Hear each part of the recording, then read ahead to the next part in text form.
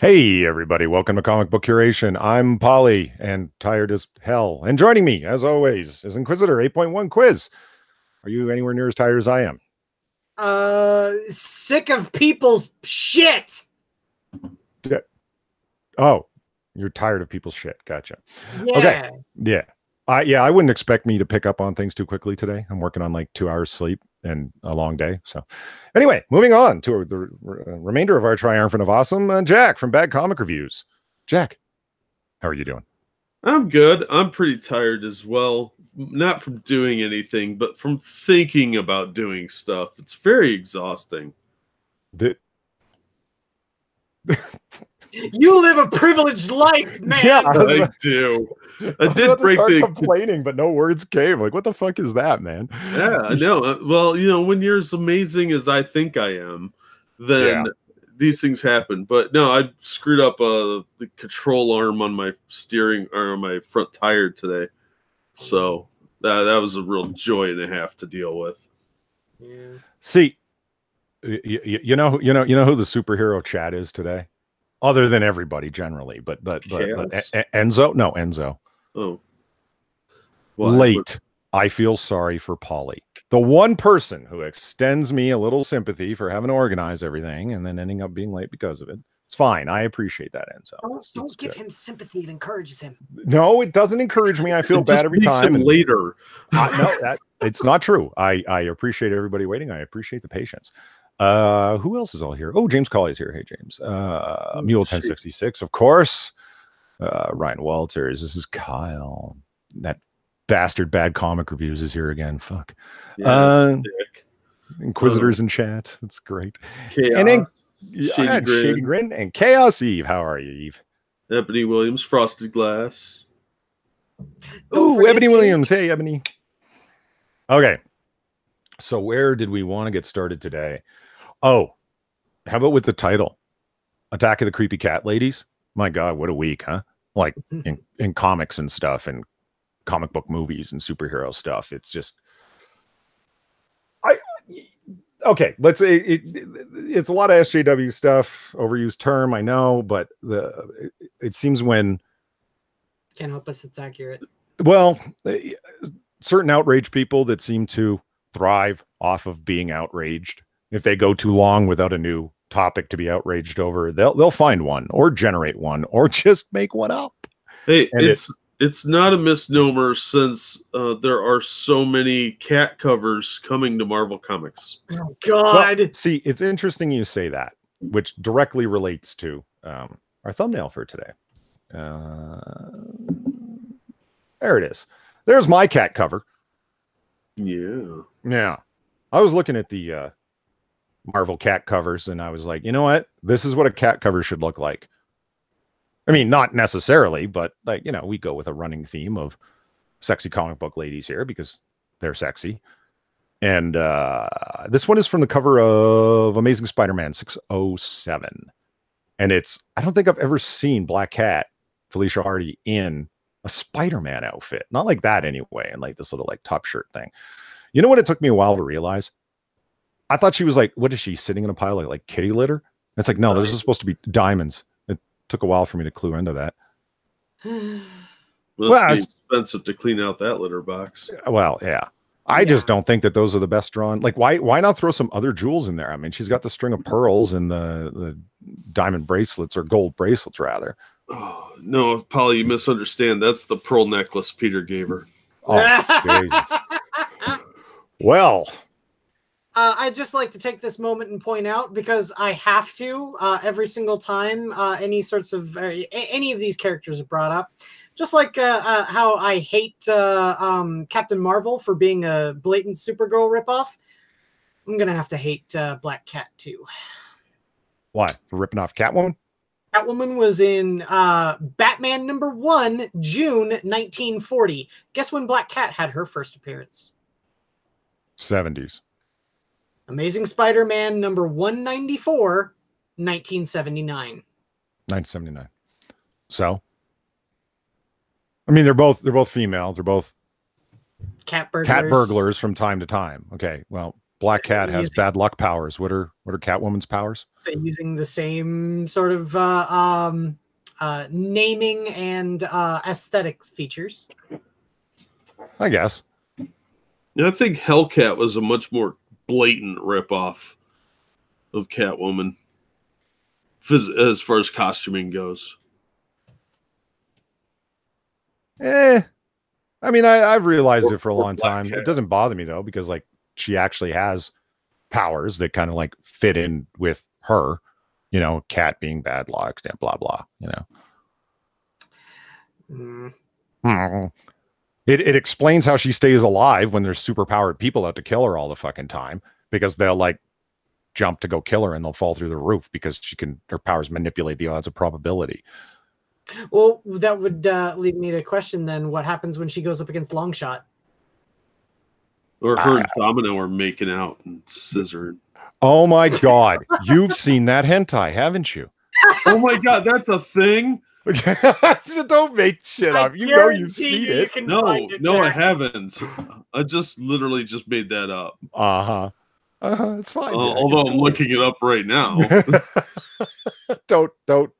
Don't share it on screen. It's rather Rule 34. That's your rules. That's not my rules. That's YouTube's rules.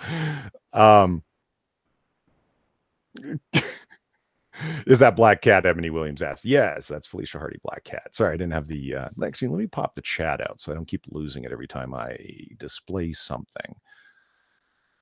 So yeah, I know. I just can't ignore our audience. So where I did want to start today is with, once I get the chat popped out here properly, technical prowess that I have and all my professionalism. I gotta say, since we were talking Marvel Cat covers there, just entirely too briefly, that's not how you do a gimmick, Marvel. No, it's not. But that's actually what we're moving on to right now, is the Marvel comic books cat covers, which, for those of you who don't know, my God, Marvel Comics really legit is doing over the next, are they all March issues? I think some of them are due to deliver in April. Anyway, there's like 6-7 covers that they're doing variant covers for it that have cats on them. Why? I don't know. Like, your guess is literally as good as mine. I read an interview with CB Cebulski when he's talking about how excited he is and how much he's looking forward to it and how cool it is. And it's like, yeah, but you didn't explain why. Like, what is it? The cat thing with Captain Marvel? Is that it? No, they apparently did something similar years ago with like anthropomorphic, like Wolverine as a cat and various other characters as animals. So now they're doing straight up cats. And I'm pretty sure this is so that we see representation for people like Lord Meowington and Princess Weeks, who can see themselves in the characters. And when Gail's reading her comics to the cats and explaining her mom jokes to them, they can see themselves in the character. God damn it, Jack. I melt whenever you bring up fucking Lord Meowington. Stop it. It's funny every time, dude. I know it is. This is how you do a gimmick, Marvel. No, that requires effort and creativity, Quiz. The Looney Tunes covers were fucking great. Every single one of them. Man, Bugs Bunny and Superman. What's to hate about that? Right? You fucking Wonder Woman and killed a wabbit. That's one of my favorites. That one's great too. Yeah. Yosemite Sam and Deathstroke. World domination with Sinestro. Yeah. That one's good. Have you seen the Yogi Bear one? No, I've not seen that one. Oh man, I did a review on it. That was actually a pretty fun issue. Let's say not only this, but look at this. Batman Beyond, Duck Dodgers in the 24th and a half century versus Inc. Hands down the best Batman Beyond fucking villain. You got Roadrunner and Speedy Gonzalez beating the Flash. Wile E. Coyote putting together Cyborg. And Catwoman and Tweety. This is how you do a gimmick, Marvel. God damn it. Yeah. Polly's right. This cat thing is just, who's this for? Well, I actually want to talk about that part of it. So let's see what Marvel got their media shills to say about it first, and then we can like talk about how ridiculous it is what they're doing. Comics Beat. Cats take center stage in new feline-themed Marvel variant covers. Like, what? Why? What? Yeah, just like, that headline reads excitedly like this is something people should be looking forward to. Marvel Comics has announced a new set of variant covers celebrating the release of the Captain Marvel feature film. Jesus Christ, it is because there's a fucking cat in the film. Goose. Okay, that makes plenty of sense. I guess that's what they call cross promotion. Fuck, you guys suck. I'm sorry. There's no other way to say it. That's fucking weak. Yeah. You would think that this means the covers feature Carol Danvers in heroic glory, right? But no, these are even better. Jesus Christ. No, that would be cross promotion that would make sense. Even like a Spider-Man cover that has a variant cover for like a Spider-Man issue that has like Captain Marvel on it. Even though she's not in the issue, it's a variant cover. So Captain Marvel featured on every cover for like 6 or 7 issues, whatever. Yeah, that would make sense. But no, let's put cats on them. 6 Marvel titles will sport the Marvel Meow variant covers. Jesus. That's what they're calling the initiative. Huh? Each cover features new 9-panel story in which the greatest heroes and villains of the Marvel universe interact with cats. Jesus fucking Christ. I'm way too tired for this, man. This is like, I'm going to be convinced tomorrow when I wake up that this is like some bad joke that Jack was telling. It's a fever dream, Polly. Don't worry about it. It's not like you read Marvel anyway. Japanese artist Nyao Fuji is providing the art for these variants. The full covers have not yet been revealed. Well, this must be old because I've already got them. Wait. The 15th. Did you say Meow Fuji? No. Nyao. N-A-O. I'm assuming it's pronounced Nyao. I don't know. M-E-O-W? No. N-A-O. Yeah, no. Meow Fuji. Nope, it's Meow Fuji now. Well, they'll be slowly rolled out, presumably a panel at a time via Marvel's Instagram account, which I'm sure is just pure fire. Oh, yeah. These new covers are available as incentive variants for retailers. Don't you want the cat variant covers? You're not going to be able to get rid of them. Like, dude, Jack, go ahead and bitch. You were the guy who owned a comic shop. Tell us what incentive covers work like for comic shop owners. Oh, they're such a fucking scam. I was talking to my comic shop guy about these, and he rolled his fucking eyes when I asked him about it. He's like, oh, God, no, I don't want this trash. It was the same thing. There are collectors out there. They're the whales, the guys that'll buy all the variants and all the goofy gimmicky shit, and the speculators will come in and want this crap because they think it'll be worth a lot. Sure. It's just a trick to get you to order more books.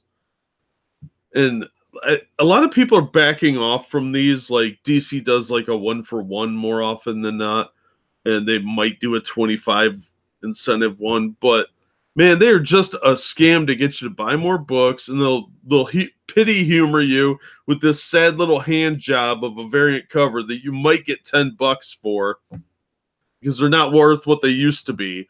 Oh, they were enraging. I had one guy that wanted them all the time. I was like, look, man, I'm not ordering 25 issues of Battlestar Galactica that are going to rot away in a back issue box so you can give me $8 for the black and white variant. No. Fuck you. It's a waste of money. These are garbage, and nobody wants them except the speculators, and they're not going to be worth anything. Yeah, it's just I didn't even read, like I said, I'm reading this particular article for the first time. They'll be available as incentive variants for retailers with 1 copy available, orderable for every 10 standard covers ordered. So if you got 2 whales who want them, you're looking at 20 issues, 20 copies of something just to get those 2. It's just fucking hell. In any case, we go over here and let's take a look at what these covers look like. There's the Spider-Man one. for Friendly Neighborhood Spider-Man #4. By the way, they're all black and white like this because Why Meow, pay for maker? well, Meow Fuji's drawing them, so I guess they're supposed to look manga-esque.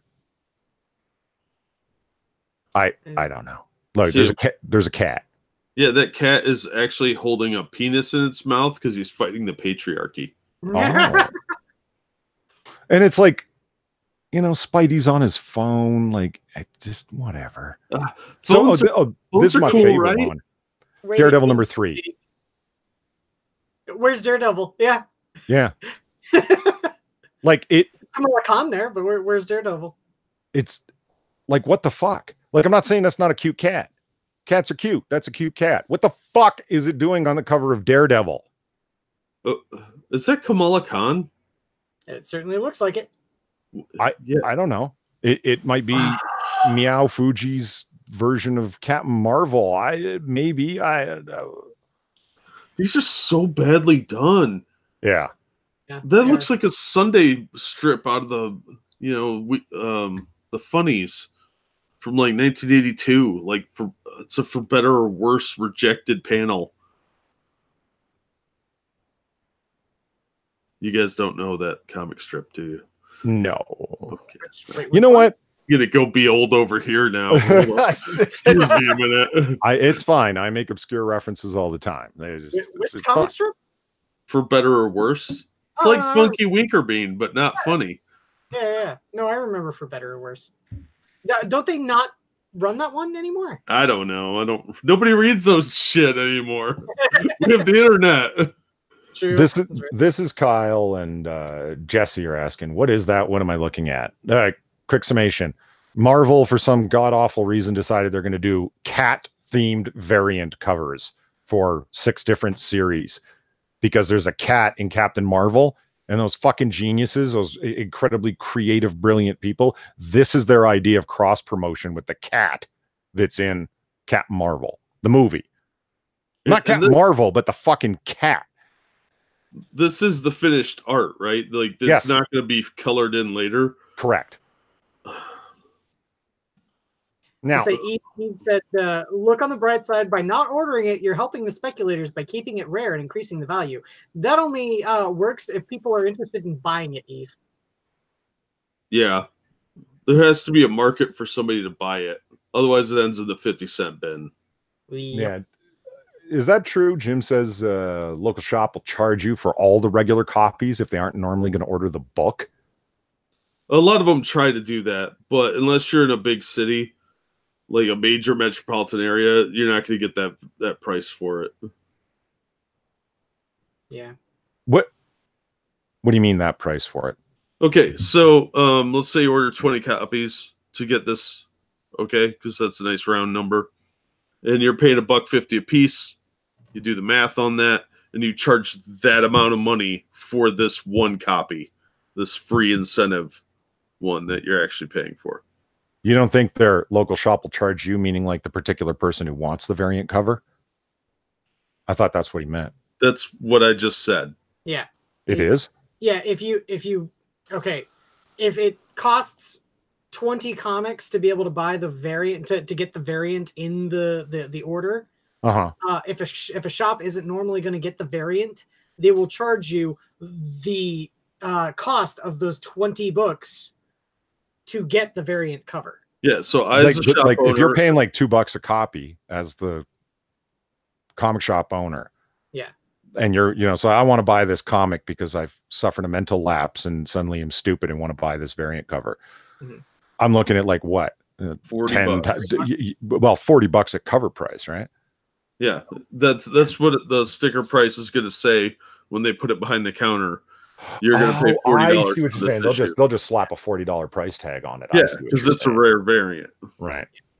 So I was listening to Van Sciver and company talking about this cover, particularly Daredevil #3. And Van Sciver was in rare form, man. He said the funniest line that just struck me is so true. He's like, okay, we've all been joking, like, what the fuck is this cat doing on the cover of Daredevil? And no, it doesn't make any sense. Where the fuck is Daredevil? And there's comic covers that don't necessarily feature the protagonist. But this is nuts. This has got nothing to do with nothing. Mm. You know? And they're talking about, who is this for, etc. And So like, so seriously, who is this for? And it's like, is this meant to appeal to 10-year-old girls? What the hell is a 10-year-old girl doing buying Daredevil? And if a 10-year-old girl's actually interested in buying Daredevil, she doesn't want a fucking cat on the cover. And I'm like, wow, that's all true, isn't it? This one actually serves a different function because it's selling Miss Marvel, whose book desperately needs some sales. Yeah. Hey, Son Amonat still rides the claim that it was a best-selling comic, and you can't take that away from her, Jack. Do you like the Guardians of the Galaxy? We all live better? in the past at some point, I guess. Where are the Guardians of the Galaxy?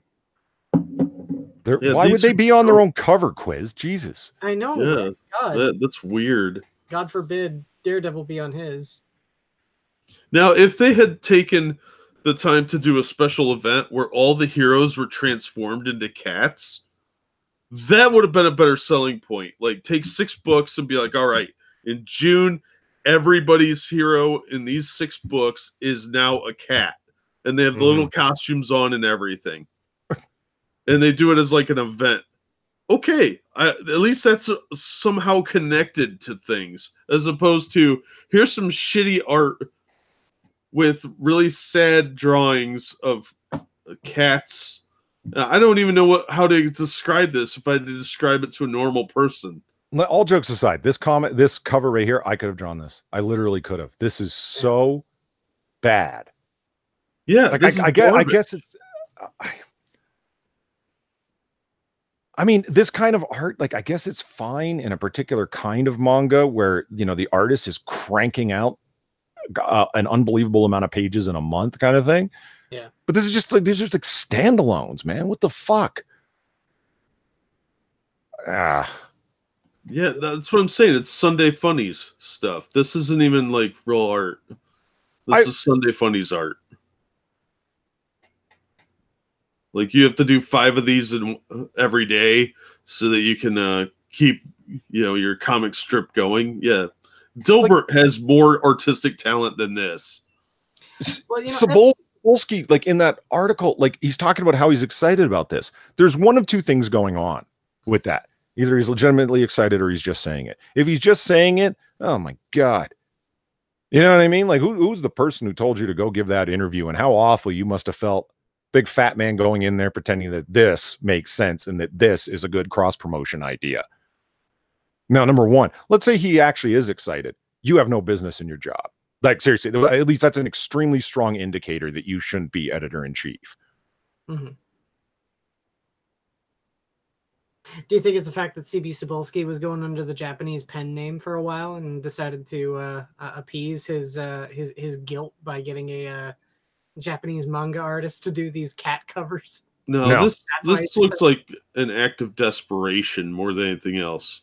Like when you go to a failing business and they're having some unexpected sale to try and boost their numbers, like, oh, we're slashing prices because we're going to go out of business if we don't.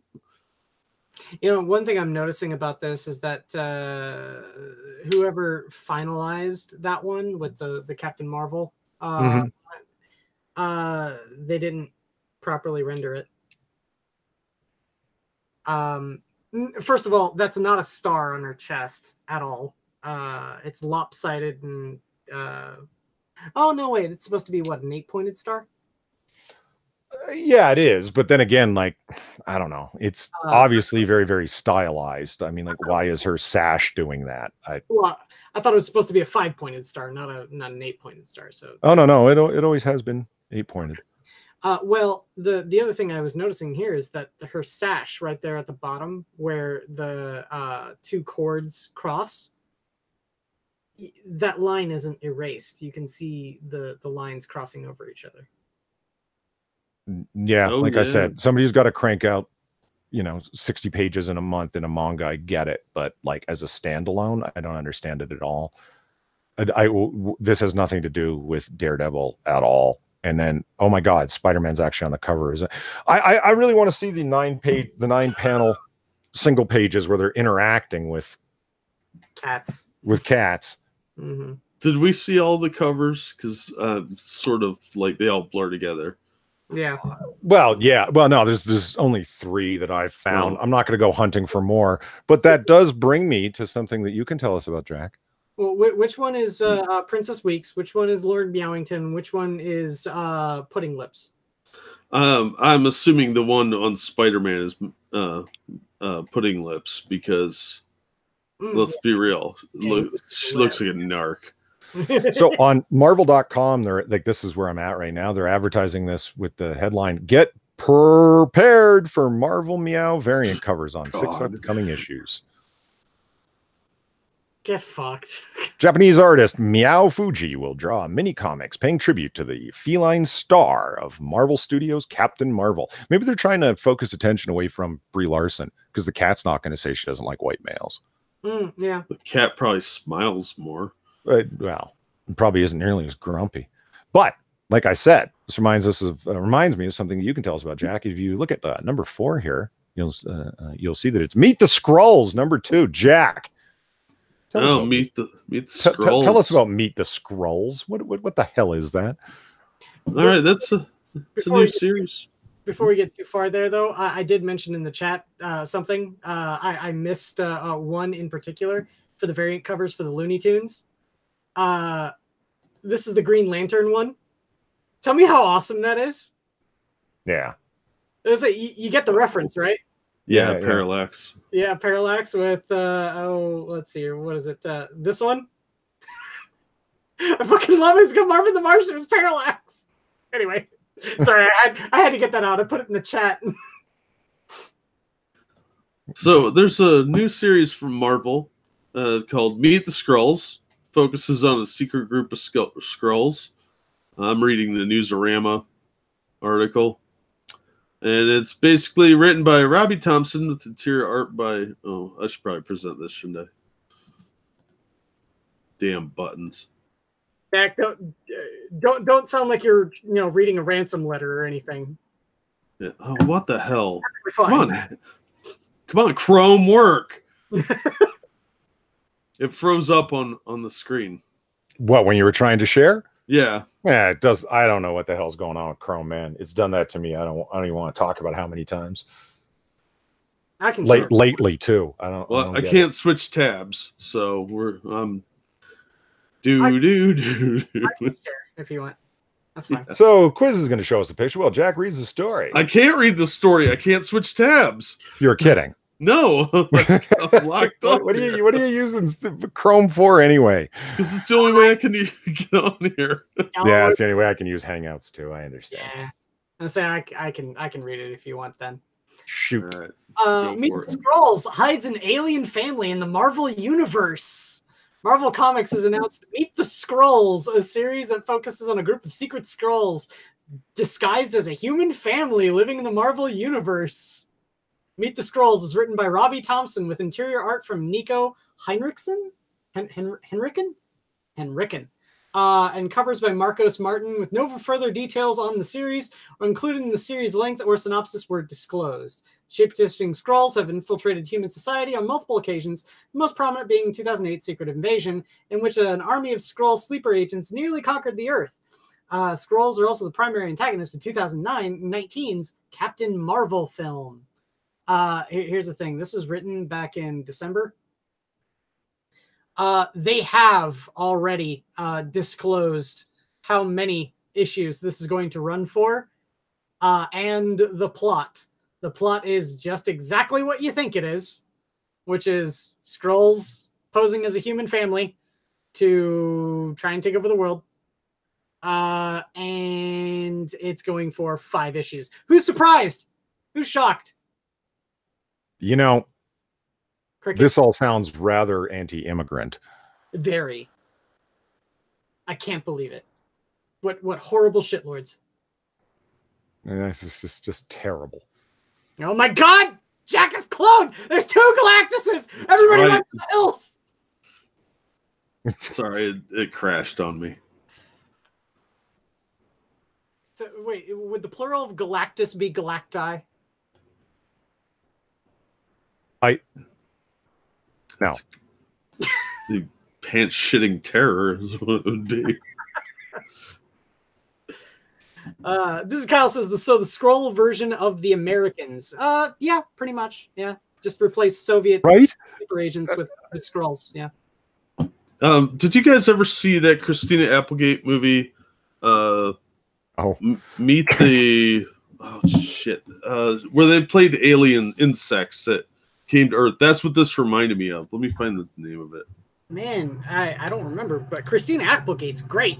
I love Christina. Yeah, she's hot. She's great. Yeah, she's funny, man. Yeah, she's been in funny movies. I think she's actually got some comedic talent, but it's rare I say such things about female comedians. Yeah, there's far too many of them that just drag all the good ones down. Yeah, well, the Amy Schumers ruin it for everyone. Well, not everyone can steal jokes. Ouch.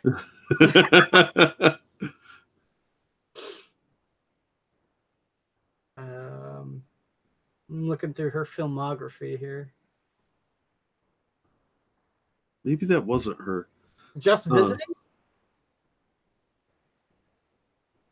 No, that one's where she goes back in time. She was in Mars Attacks, which is a great movie. We are getting down into the weeds with some obscure movie that I vaguely remember. I'm waiting for you guys to connect this back to what we were talking about. I'm just wondering when it's going to happen. Well, that's what I think. The Skrull movie's a ripoff of this old comic. The movie's called Meet the Applegates. It doesn't actually have Christina Applegate in it. That's weird.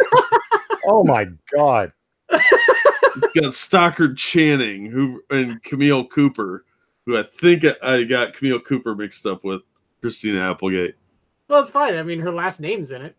Yeah, actually not in the movie. I had part of it right, just not sure. Not the part that mattered. Yeah. But here, let me show you a picture of this cover and this or the thing. Let's see if this will fuck up on me again. Yeah, so here's the IMDb thing. See, they're alien bugs, and it's the same general premise that look, we're like this 1950s family. It's so dumb. Yeah, it's not like it's a trope that's been done to death or anything. I mean, Yeah. It's going to be the same wacky shenanigans. Insects are human, too. All cultures are beautiful. Yeah,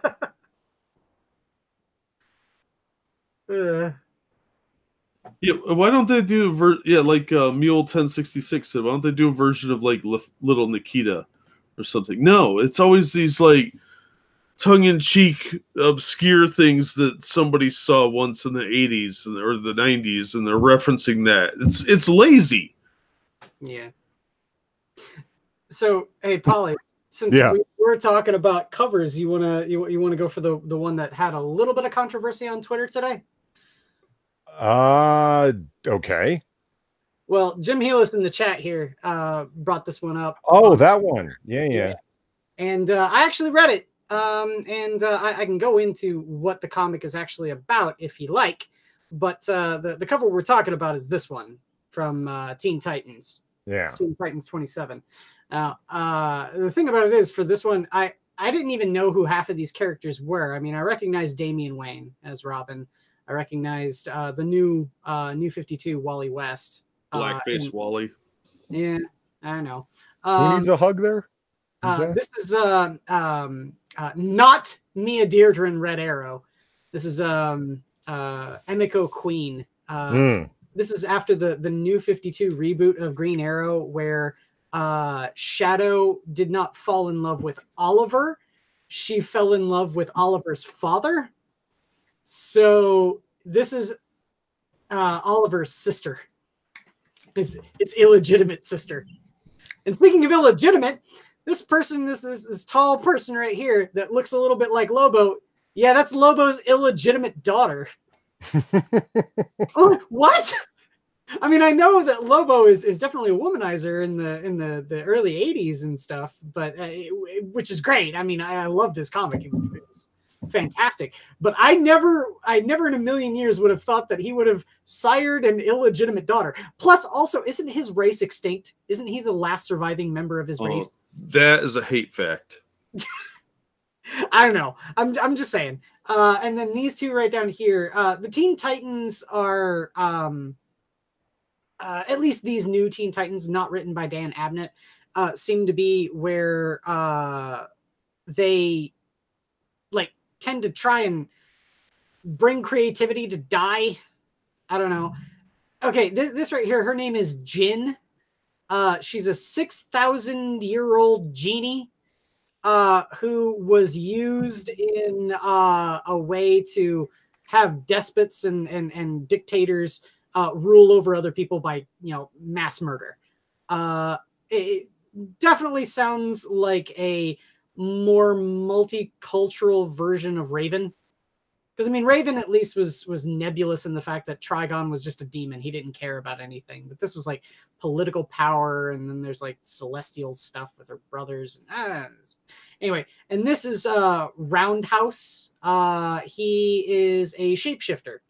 He has, instead of like Beast Boy who can turn into animals, he gets to turn into elements. So he's like fire, water, air, blah, blah, blah, whatever. He's also body positive. Now, yeah, he is because he's fat, which they bring up in this comic. Now, at first glance with this cover, what do you think this is about? Just spitball ideas here. They were all in on it with Jesse Smollett. It's how they feel inside. Well, it's funny you say that, Polly, because that's exactly what it's about. But what this screams to me is like what I was saying before about Jack wanting to read the Meet the Scrolls. It looks like they're forced to hold up a ransom letter. Mm-hmm. Right? It does. That's what it looks like to me. Was there no editorial control? Because what's actually being portrayed inside the issues of this comic is that each one of these people is holding a secret that they don't want the others to really know about. And that this is some sort of way for some of them to disclose some of their secrets to other people. All right. Like in this Crash here is jealous of Jin getting in a little bit of a teen romance there with Damien. You've got Emiko here who's coming to terms with the fact that her mother betrayed her and is a Japanese Yakuza assassin. Then you got Wally over here who vouched for Roundhouse to get him into the Teen Titans, and Roundhouse is always feeling like he's not part of the team, and he has a dinner with his mother, and Wally goes over there and they it's teen drama. It's fucking teen. Why does it look like they're holding up a ransom note? Wait, Damien and Jin are in like a romance thing? Yeah.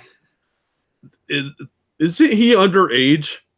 They're all underage. They're all teenagers. No, she's 6,000 years old. Oh. But she's in the body of a teenager. It's fine. Yeah, I don't care. They're burying the lead. She's a pervert.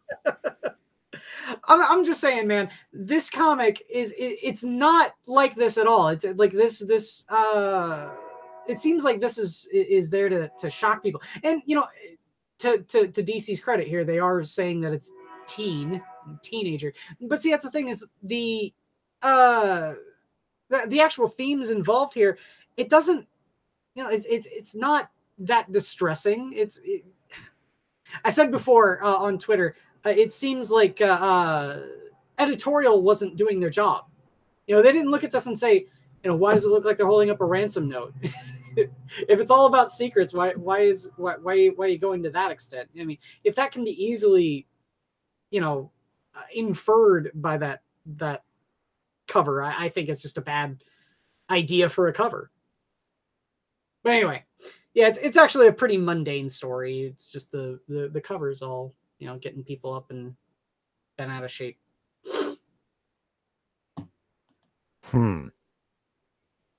Polly does not sound impressed with your response here, Quiz. It's not his response. I'm just tired. That's just I think Ryan Walters is definitely a one of them Lobonian genocide deniers. How dare you, sir? Did you know there's plenty of anti-sex propaganda in the new Red Sonja comic reviews?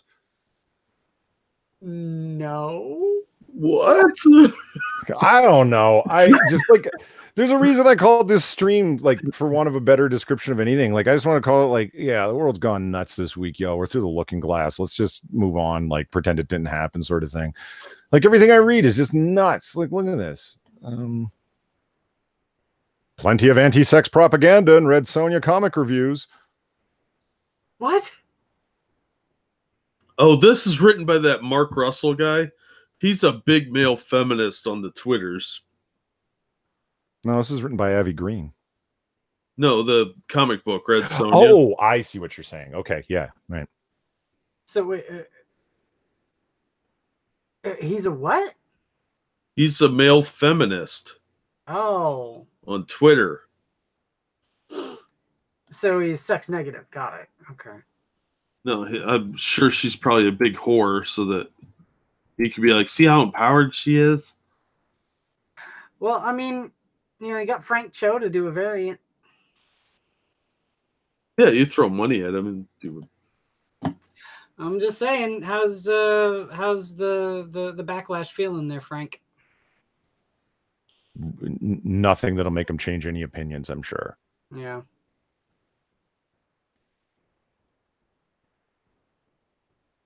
I'm just like, yeah, this guy that wrote the Red Sonja book also did the Wonder Twins.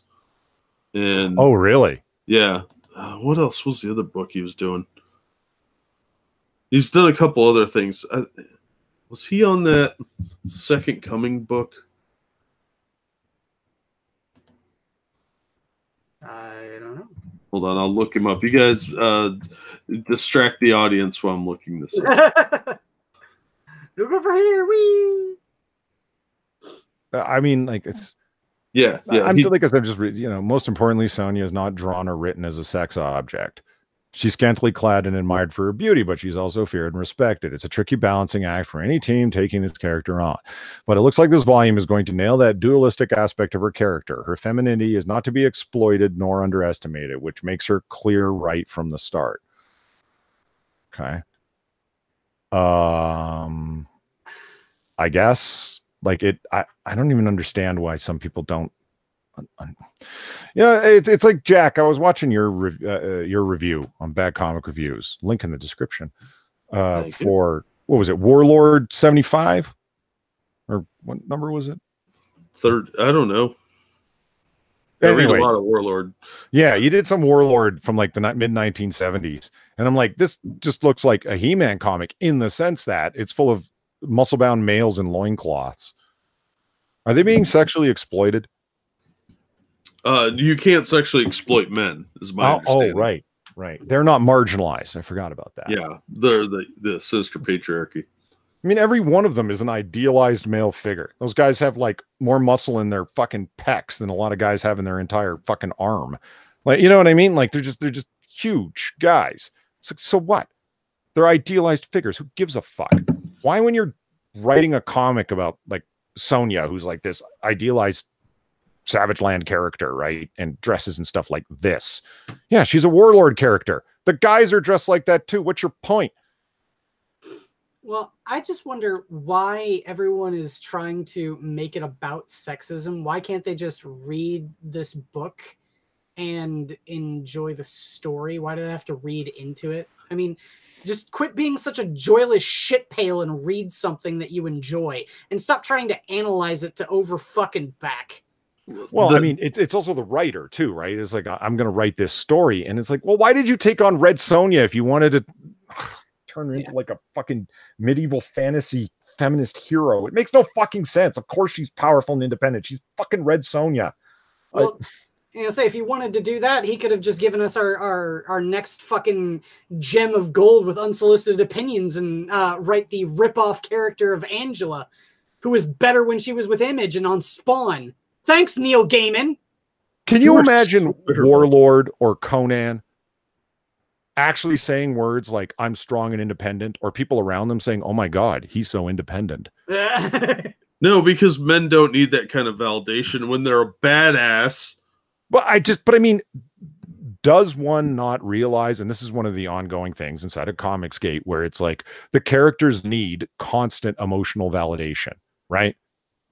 And it's one of the things when I was just like flipping through this writing here, where they're talking about what the reviewers are saying about this Red Sonja comic, and obviously what the writer intended, because they're citing particular things where it's like people are outwardly saying, characters are using dialogue in the Red Sonja comic saying, well, she's nobody's fool. She's certainly and obviously somebody who's not taken advantage of easily. Like, yeah, neither's Conan. What's your fucking point? Like, you know what I mean? Like, they're words that are put in there that are obviously meant to ham-fistedly put things in the reader's mind.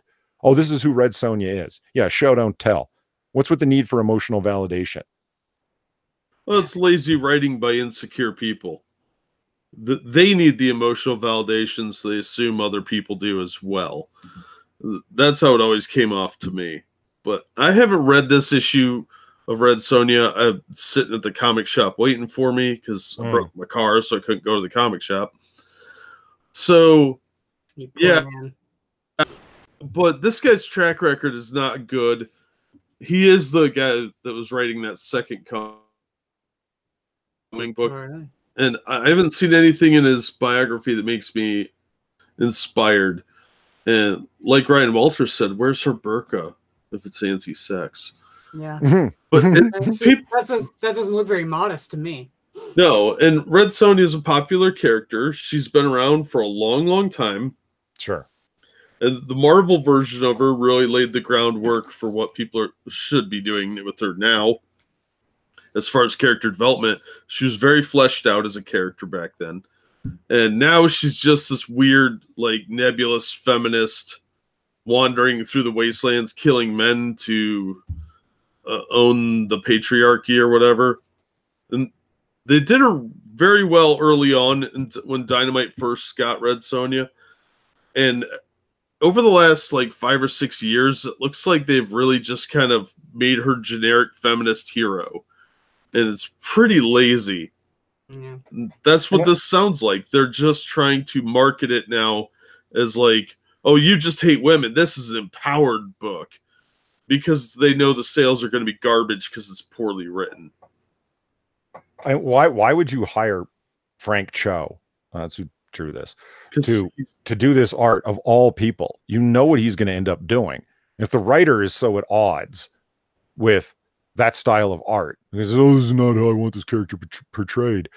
Like, what are you even hiring the guy for? I don't even understand how Frank Cho gets hired anymore at all. Like, hasn't that guy become like pure anathema, or at least his art style is anathema, I should say? No. He denounced Comicsgate. That means he's no longer persona non grata. You can sexually objectify women so long as you've got the right talking points and other things. Well, obviously.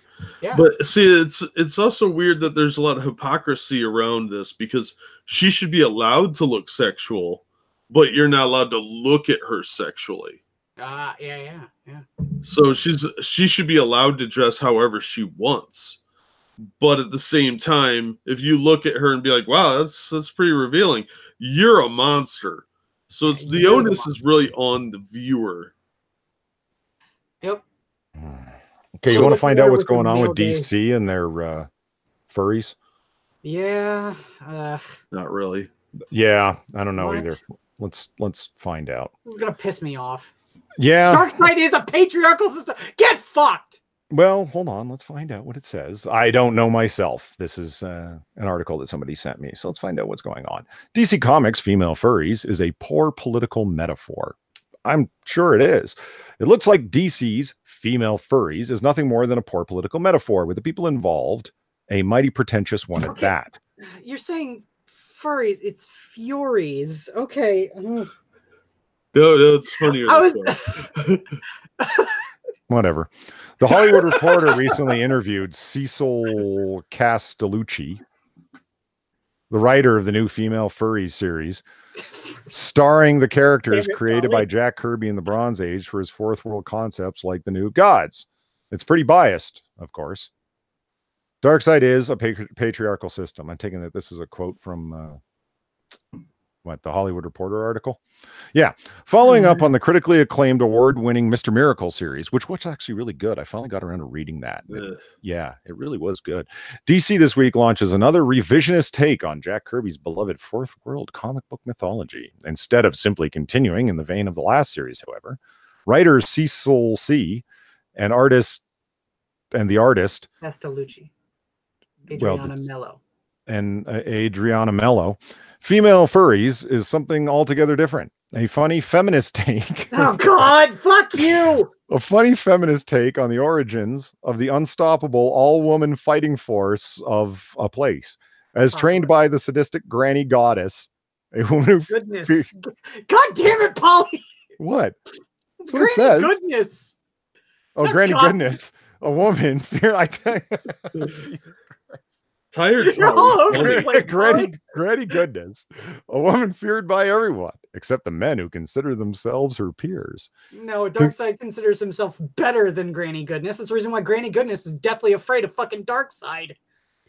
Considering what it allegedly tackles, I'm not sure why it'd be a laughing matter. And considering Darkseid himself as a villain, isn't it kind of a moot point? He'd be running a patriarchal system, or even dominated mainly by men. And how did Castellucci even get the assignment? Okay, let's find out. How did you get involved with this project? As I was finishing up DC Young Animal title, see, it is about furries. Shade the Changing Woman. I was looking around for what my next project at DC would be. I had gone through the DC encyclopedia looking for a new character I could sink my teeth into and came up with some old characters someone else had invented and decided to totally bastardize them. I was...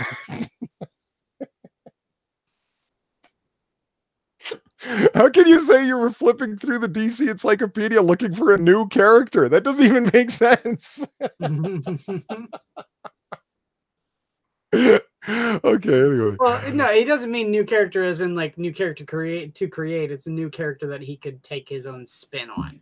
Yeah, I'm not necessarily against that, but when you take characters like the Furies, who are supposed to be subjugated, okay, all four of the Furies, the female Furies, are subjugated entirely by Granny Goodness, and Granny Goodness is subjugated by Darkseid. So regardless of whatever is happening here, everyone is under the thumb of Darkseid. That's the reason why it was such a major milestone when Big Barda left the Furies and came to Earth and became a member of the goddamn Justice League. All right. So okay, so it's not feminist empowering. Let's see what's going on with the furries as they're reimagined here. Oh, just you wait. Jesus Christ, listen to the length of the question that this interviewer asked at the Hollywood Reporter and how full of stuff it is. There's something wonderfully fitting seeing the various members of Darkseid's evil cabal, including Darkseid himself, represent patriarchal oppression in the way that they do in the first issue of the series. It feels like something entirely appropriate, okay, considering that they were created as analogs for other evils. I'm curious about the idea of using Jack Kirby's New Gods characters as metaphors and stand-ins in this way. It feels very true to Kirby's original intent. Go fuck yourself! But I'm surprised and fascinated to see how you repurpose it for your own ends here. Sorry, okay, I'm getting angry at this article, but I have to laugh at what Brian Walters has said. You'll use father boxes and you'll like it! Let's see. Thank you! Exclamation mark. Yeah, it's interesting about the idea about gender equality was brewing up inside of me, and I was combing through Kirby's pages and work. I saw that a lot of stuff was embedded in his world, and I knew that he was a feminist. And his cronies talk about Granny and the furries. It was really fascinating. I feel like I'm pulling directly from his world and highlighting the color or turning up the volume. No, you're not, man. You're running off with your own thing. Yeah. Kirby knew that women were capable, strong, and equal, but he also knew that wasn't widely seen to be the case in his present day. So he stitched. So that's stitched in there, is it? The way men comment on comment. Jesus. I'll have my reading skills back by next week, I swear. Yeah, okay. They comment on Barda's body, the way that men on whoever's talk about the furries, the way yeah, the men on Apocalypse. You mean the parademons? Oh yeah, Apocalypse. Yeah, they talk so much about Big Barda's body. The way Granny treats her own girls. Okay.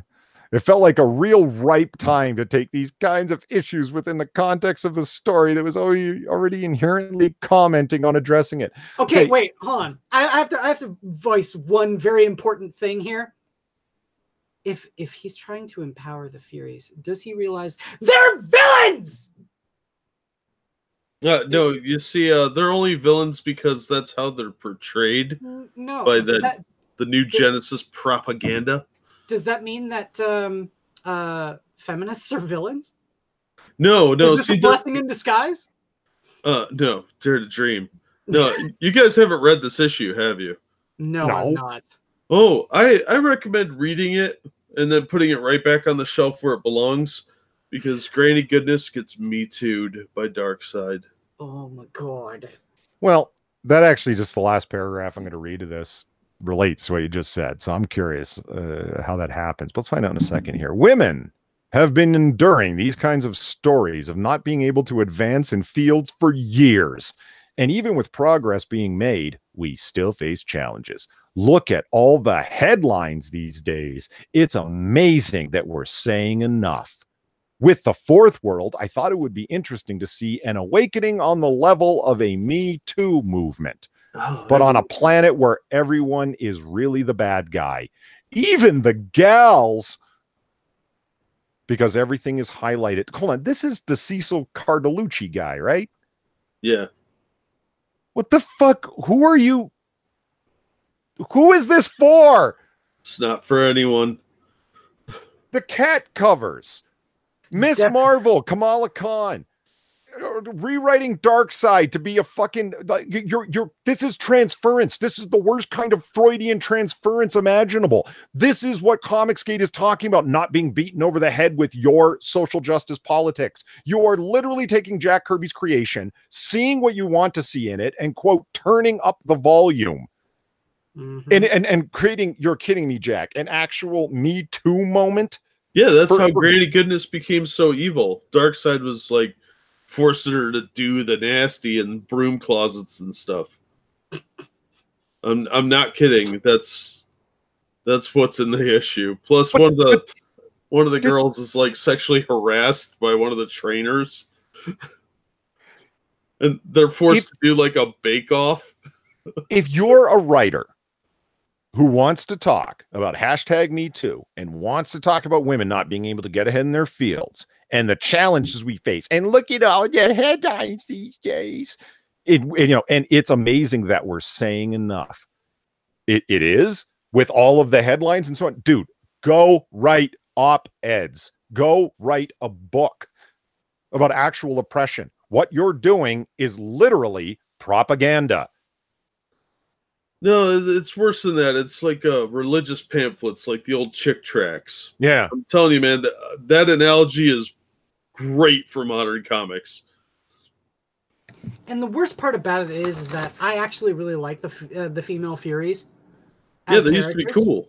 They're really good villains. I mean, in terms of the Justice League, they've always had a lot of trouble fighting the female Furies.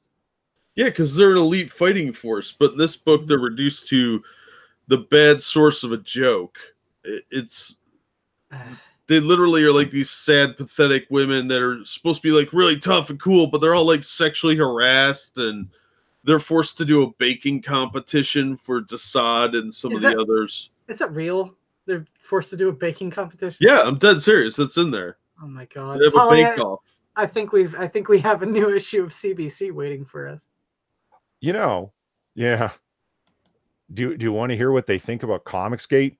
From the Hollywood motherfucking Reporter. Yeah, let's find out. I said that was the last one we were going to read, but fuck it. You're going to directly address Comicsgate, and apparently the interviewer believes that they worked in a commentary about it somehow into the comic. By all means, let's find out. Traditionally, Jack Kirby's Fourth World is something that's very masculine and focused. It's ultimately lots of stories about fathers and sons. But wait a minute, I thought it was totally feminist. With these wonderful women there, all at the edges are pretty much left unexplored. Is female furries an attempt to correct that to some degree? Yes. In a way, I think so. Or rather, I'd say that it's a broadening of the world. I am and always have been interested in telling stories about women. I like all stories and I read all stories, but I want to see more stories that reflect my experience. Just as many other people whose characters have been pushed to the edges want to see that. I look at this, my stories. Are you sure this is the Cecil person? I can't tell anymore. Hold on. To get involved with this project, considering it tackles Castellucci. And Castellucci is, well, however, writer Cecil Castellucci and artist Adriana. I don't know, Cecil might be a woman's name in some circumstances, perhaps. Yeah, I can't tell these days. All right. Yeah, no, it's a woman. Really? Okay, so Cecil can apparently be a woman's name. Didn't know that. All right. So she wants it to reflect her stories, and she's totally not writing her gender into everything. All right, that's great. Okay, I look at this book as being a way of expanding the gloriousness of what's already there. The Fourth World is certainly big enough to have room to bring a lot of points of view to the table. It's really a time to do that. For me, I want to read and tell stories that center on the female experience. But just because those are characters that I'm concentrating on, that doesn't mean it's not for men. Stories, all sorts, are for everyone. The interviewer asked, do I get the feeling she's alluding to the same kind of pretentious argument used by the anti-Comicsgate bunch? Okay. Mainly because Big Barda stood out as a notable female representative, and she's defended by hubby, Mr. Miracle, whenever possible. So her comment came across as quite uncalled for and insulting to Kirby as much as everybody else. I'm curious about your approach to something like Female Furies, or your earlier Shade the Changing Girl and Shade the Changing Woman. Yeah. Yep. I don't know what those comics are. Those titles made me laugh. I'm not sure why. Yeah. In general, in both cases, you were working with long-established characters in mythology, but telling a story that feels very much yours. How do you balance fan concerns about the continuity with your own as a creator? And is that something you even think about? Jesus Christ, these are the lengthiest fucking questions, right? Oh my God, you're not gonna like this, Polly. What? Talking about Cecil Castellucci here. Her short stories and short comics have been published in Strange Horizons, Tor.com, Womanthology, Star Trek Waypoint, and Vertigo SFX Slam. Yeah, she's written a Star Trek comic too. Great. I mean, have you seen Star Trek Discovery? You make it sound like I was unprepared for this. Well, this is like I said, there's a reason the stream is called Attack of the Creepy Cat Ladies. It's just, what the fuck is your problem? How can people not take one of the Comicsgate mantras or oft repeated lines very seriously when it's like, you are injecting your own personal politics into this? Oh, shut up, alt-right fag boy. Like, that kind of thing. The response right away, you're fanboys. You like the comics. You don't ever want them to change. You want the same story over and over again. And it's like, you don't want anything new. You don't want any other voices. No, I just don't want your politics in it. Yeah, I just don't want to be clubbed over the head by your moralizing bullshit. And one of the main ideas is replacement theory. How is this not replacement theory? What I've been reading. I'm seeing something there that I swear to you is there, a feminist narrative. Yeah. To be fair, though, the major difference between this and, say, something like Femme Thor is the fact that they haven't, changed the character fundamentally. The female Furies are still the female Furies. It's just that they're reading in and adding all of this subtext and story that was never there to begin with when they were originally created. And that's the problem that a lot of a lot of people take umbrage with, and it's what I take umbrage with. I mean, by the way, also here, just looking at her, who, the Granny Goodness? No, Cecil. Oh my God. It's everything you expect. Stereotypes are a thing. Man, that is a crap tattoo. Look at that garbage tattoo on her arm. I'm just saying, it's a flower of some kind. I'm just saying, if you don't want people to sit there and say things like blue-haired feminist, quit proving them right. Maybe it's food for thought. Stop ruining funky hair colors on women. My God. No. I miss punk girls, man.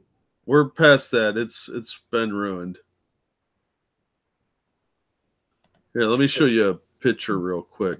This is Kyle said, Young Justice did Darkseid amazingly. Dude, almost every animated version of Darkseid has been great. I absolutely loved Justice League War, I believe it was. Had them going to fucking Apocalypse, and had Batman threatening to blow up the entire fucking planet. It's amazing. This is the Bake Off panel here. Check this out. See, there's Barda. Bake Off panel? Yeah, from the Female Furries issue 1. Oh. Which we are literally just talking about. See, they actually have a Bake Off. There's also a swimsuit competition on this page, the second half of this page. Because the patriarchy here decided they have to judge all these women to see if they're worthy. So they have a little Bake Off. You know what annoys me? People that are bent out of shape around something regarding identity, be it racial identity, religious affiliation, gender identity, whatever. And they've got an axe to grind about it. And so they describe their particular shoulder chip in the way of, this is how we of said identity feel. So if somebody's a woman, here's this story that I'm telling is women's story. Yeah. Yeah. I thought you were going to say how this guy's head looks like a whistle, because that's kind of bothering me. Yeah. But your point is very valid. Nobody, like, because you are angry, writer, around issues of feminism, you're casting your worldview of feminism upon other creators' content and writing it in this way, and then telling all these stories of female oppression and subjugation, and look at all the stories we're dealing with, and hashtag me too, and you're very interested in hashtag me too, and so forth. And then says, I'm very interested in telling women's stories, because you become the representative of that entire identity in doing that. Where do you get the fucking balls? Well, I think a lot of that comes from this like feeling of specialness that a lot of younger people have, like 30s and under. Some participation award theory, you're given all these accolades for doing nothing. So all your trivial little issues, because largely their complaints are pretty trivial for the most part, that they think that their interpretation of these trivial issues are what everybody worries about. And your problems are not society's problems more often than not. Let's face it. Like, the fact that, like, my car broke down today does not translate to everybody else has a car problem today. But that's how they see it, because they're so self-absorbed in their own feeling of specialness that it translates out. Okay. Or not. What is this? No, I hear you. I just like, this is Kyle's like the Batman killing joke though. The bat sex, lol. I think we were talking about the movie. All of the DC animated stuff. I was about to type out that the killing joke, it's good for all the bits that are actually the killing joke in it.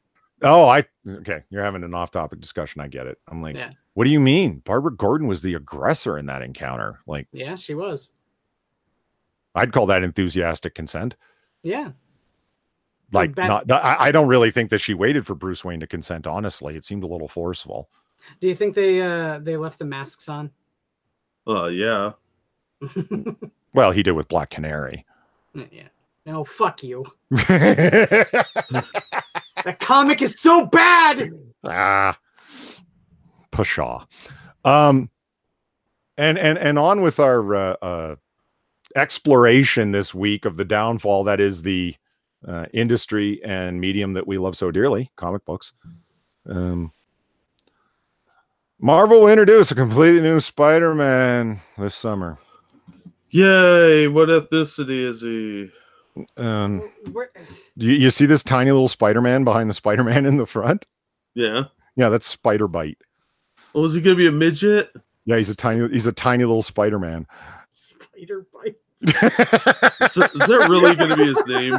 I'm not okay, fine. It's don't believe me. No, I don't want to believe you. I know you're a new not web-slinging hero. But... A new web-slinging hero is about to join the Marvel Universe this summer, debuting in the pages of Friendly Neighborhood Spider-Man. Marvel released the advanced solicitation information for comics being published this May, including an early look at the series' 6th issue by Tom Taylor and somebody Sonar. The advance info teases a new wall-crawling hero named Spider-Bite, who comes to Peter Parker's aid when the superhero is down. The cover to the upcoming issue, illustrated by Andrew C. Robinson, and the solicitation information from Marvel is below. There's the cover. Okay, at this point, Marvel is just hating themselves. Like, what is going on? I got nothing, man. I'm dead tired. I'm delusional. I'm not pronouncing words right. I don't know. And this happens. I didn't even. Is all this happening, or am I still asleep? Because that's what I'm saying. I'm gonna wake up tomorrow, assuming that these were all Jack's jokes. That none of this really happened. No, you know, this is the type of shit I would say is a joke. Like, oh yeah, his name's gonna be Spider-Bite, and somebody at Marvel would be like taking notes, like, "Oh, this is gold. This is gonna save the company." Frosted Glass just said, "Great, Spider-Man has a scrappy do." Yeah, exactly.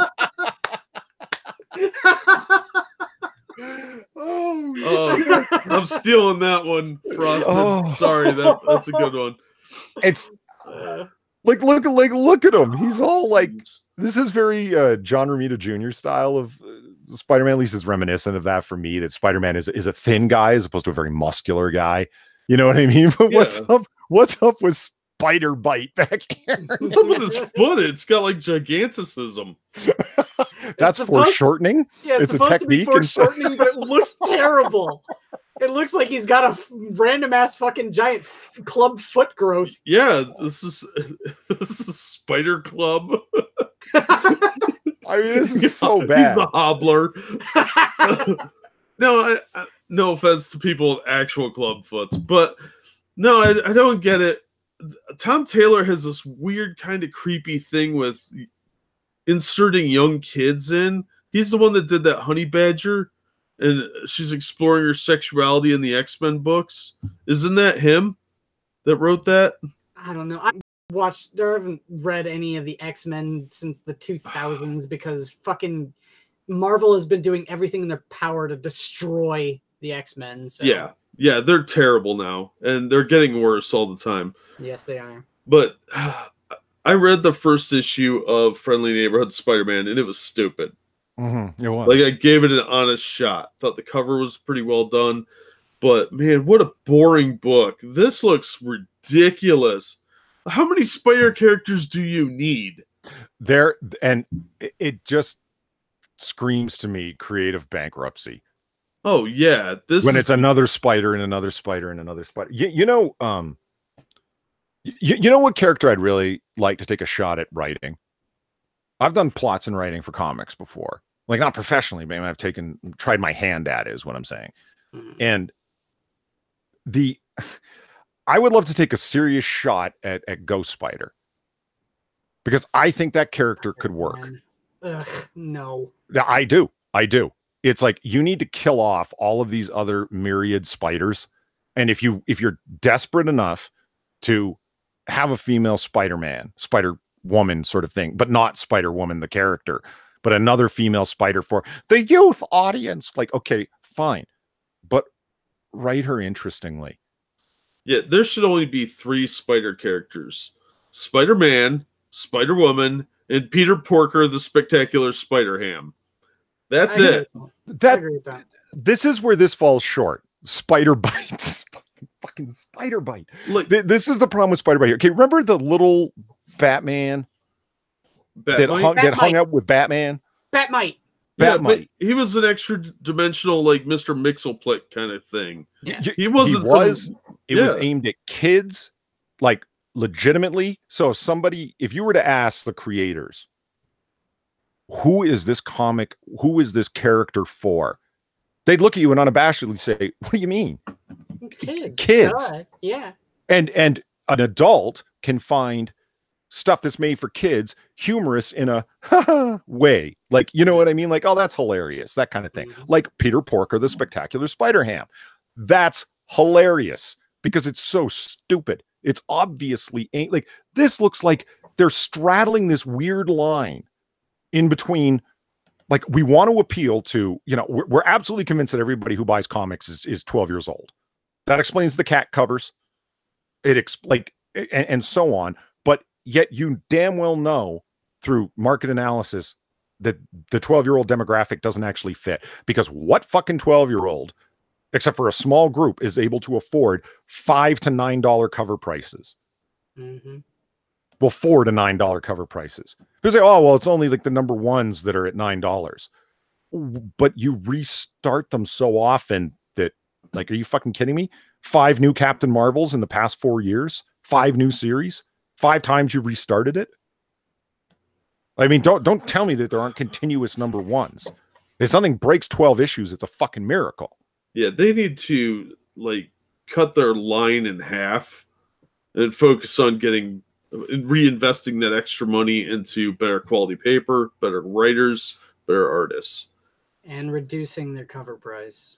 Yeah, definitely need to be doing that. I was having this conversation with somebody, and we were talking, it was either last week or the week before that. Bret Easton Ellis on his podcast was talking about Black Panther being nominated as Best Picture. Yeah.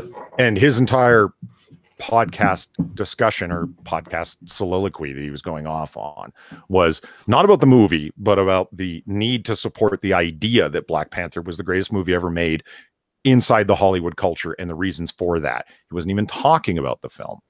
He mentioned it to mention it and then said, okay, now it was the feeling that we can't say anything but within this Hollywood bubble, that anything other than it is the greatest film. It is the best film. Of course it deserves to win, etc. So I don't understand how it couldn't win, was Bret Easton Ellis's, for those you don't know, an author of novels. That was his point in this podcast that he does. And there was a Mary Sue article, and the author was just ripping him a new one. Oh, great. Another white male has an opinion on Black Panther, ripping it apart, or words to that effect, has another negative opinion or critical opinion of Black Panther. He actually didn't say anything about Black Panther, like in terms of the quality of the movie, one way or another. He might love it, he might hate it. There's no way to tell. Mm-hmm. What I find interesting about Ellis is, because I have actually read everything he's ever written, he writes female characters fascinatingly. And you know how he does so? He writes them so well. If you ever read any of his books, because he writes them as people. They have, they steal, they lie. Then the same people who steal and lie go out of their way to tell the truth because they really feel guilty in another situation. In other words, they're complex. Mm-hmm. You know what I mean? Like they're abundantly human. They have all of the things. Like Spider-Man gets to be complex. He gets to have girl problems, or now marriage problems. He gets to have money, job problems, so money problems. His boss comes down on him, but he's also this super powered guy. It's not presented the way if you ever read Batgirl. Like, this is supposed to be an authentic representation of a female character, and it doesn't come across like that at all. She's absolutely one-dimensional. She's your best friend and the all-around greatest person ever, and all she cares about is feelings and making sure that the clique stays together. Does that strike you as a realistic presentation of not just a girl character, but of anybody that you've ever met, ever? No. How, well, we need to identify with people by the color of their skin, by the genitals they have between their legs, by their religious devotion, by their language they speak, by the headdress that they wear. That's how we identify with people. I would argue that if you're not writing them as anything that comes across like a human being, all those other things are superficial and don't matter. Yeah. I'll say it's the struggle is like, you know, when someone's writing a fictional universe, especially, you know, characters that they didn't create, they have a tendency to write them as caricatures. And the problem is that they write them as caricatures without actually understanding the nuance that makes the character, if you know what I mean. At least that's what the way it seems sometimes, especially with the lackadaisical sort of care that's given to the stories that feature these characters. And I think that's majorly the reason why, you know, you have so many people railing against the sort of social justice. The worst thing that you can possibly do to anyone's character, if they, you know, legitimately enjoy whatever work that someone is, you know, the source material that someone is then now making into whatever version that they're doing, is to make them act completely out of character. If they're acting out of character, then you know, there's no saving that for that person's mind. That's the reason why I hate not Infinity War. Shit, what's that other one? Civil War. The reason why I hate Civil War so much. In the comics or the movies? The comic. Because I haven't seen the movie because I refuse to support anything that has Civil War attached to it, being Marvel. Right. The reason why is because the X-Men were acting entirely out of character during that entire comic. Yeah. Well, there seems to be a distinct lack of people that actually know how the characters are supposed to be treated, or they don't care. And that is very obvious in the way the characters are being portrayed and the way they're being handled. It's very frivolous the way they throw, like they even made a big deal about somebody's going to die from the X-Men this summer. Well, they treat that like it's a nothing. It's just a gimmick now. It's lazy. They don't care about these characters at all. And you can't help but get that impression by reading the books that not only do they not know about the characters, but they don't care about them at all. Nothing means anything to these people. And this is why I start thinking about like who writes female characters that I find compelling. And it's, you know, the idea that I don't find Ghost Spider to be compelling at all. Spider-Gwen to be compelling at all. It's a ridiculous character. And why? Well, because it's entirely the fact that she is a she. You know what I mean? And it's like, you're going to take me seriously. Well, you don't know how to use your powers yet. Yes, but I will learn, and you can't stop me because I'm a powerful, independent woman and blah, blah, blah. Like, it's just, there's nothing. Like, nothing happens to her. She doesn't have any traits or characteristics. And that's what I mean when I say I would love to take a crack at writing Ghost Spider. Because the first thing that I would do is sit down and think, okay, what are her traits? What is she like? What's her mood and personality like most of the time? What would be a stretch for her? What would be out of character for her? Like, you know, the things that you would tend to think, as opposed to, here's this character, now I got to put her in a Me Too thing because I really care about Me Too. Mm-hmm. I think Kelly Sue DeConnick kind of summed it up pretty well when she was talking about her Aquaman run. She wanted to approach the character from where is his oppression from. Oh my God. It's a totally different mindset than somebody that would write 15 years ago, because they would look at somebody's motivation, but that was an element of it. And oppression is not something that would have come to mind unless there was a specific reason for it. Aquaman wasn't a particularly oppressed person, but she wants to focus on his like half-breed nature. I'm like, that's weird. When has that ever been a factor in that character's life? Yeah, let's say if anything, he's never had that sort of thing, because as soon as he ousts Orm after you know, he kills Aquaman's mother, he's a king. No one cares that he's a half-breed. No one cares. Was Gwen Stacy ever taken over by the alien symbiote? No. No, she was dead long before that. Well, I realize that, but you know it. Well, I mean, that might have been like Spider Gwen and everything, right? You know, and she's back in 5 different ways. But it's I don't know. Chaos just asked, what if I had the ability to get a Gwenum? That's not a Gwen Stacy Venom, is it? Gwen Venom, yes. There was a Gwen Venom? No, there wasn't. Of course there wasn't. But I believed it. Do you see the problem? Yes, because Gwen Stacy is a fucking terrible character and needs to stay dead. Leave her dead. I believed it. That's the place we're at. I mean, look on the screen right now. It's fucking Spider Bite, the midget Spider-Man.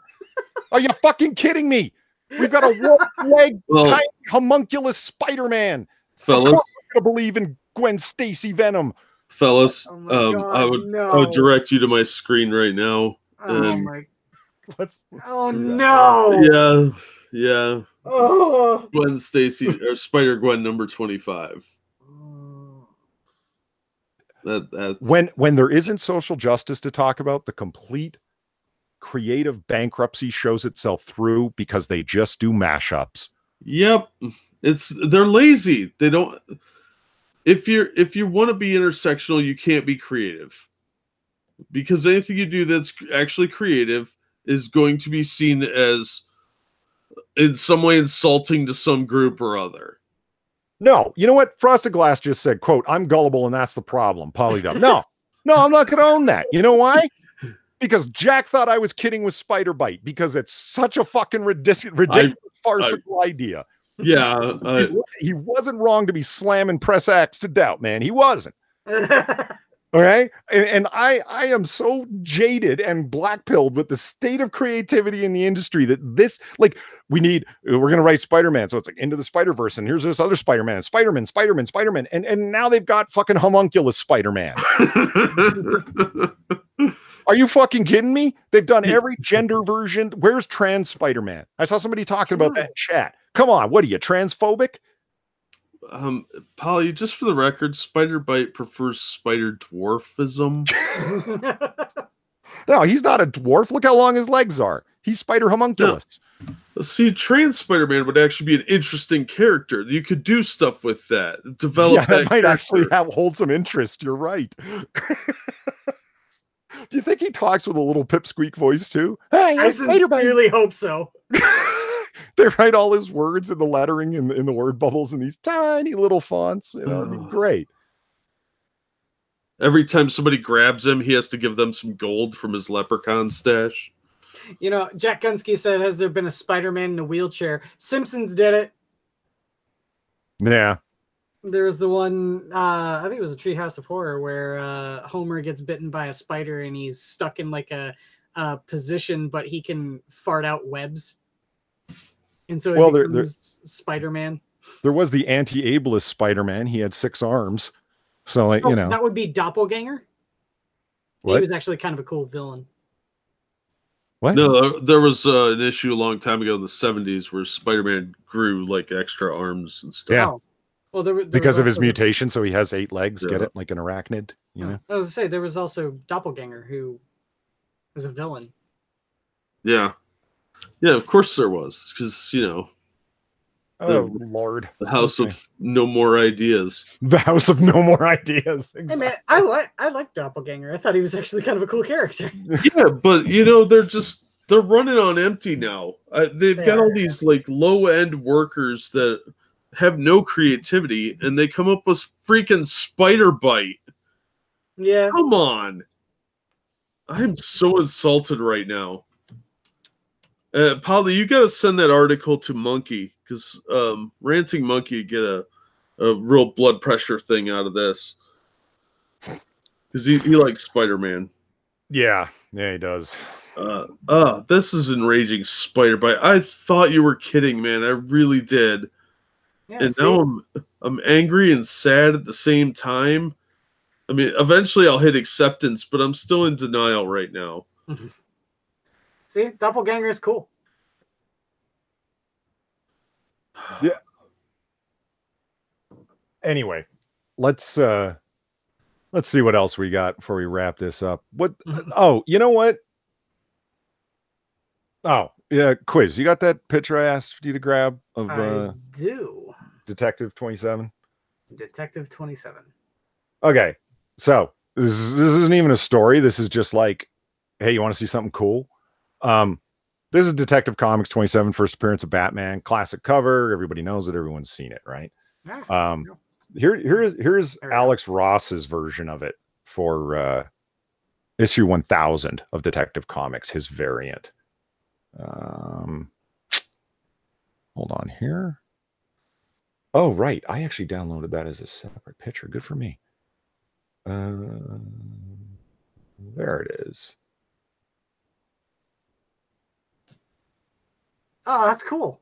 Yeah, that is very cool. That is very cool. Alex Ross has not lost his touch, man. It's completely true to the original cover, like in the sense of, like he's got Spider-Man. Fuck, see, I got that spider bite on the brain now, man.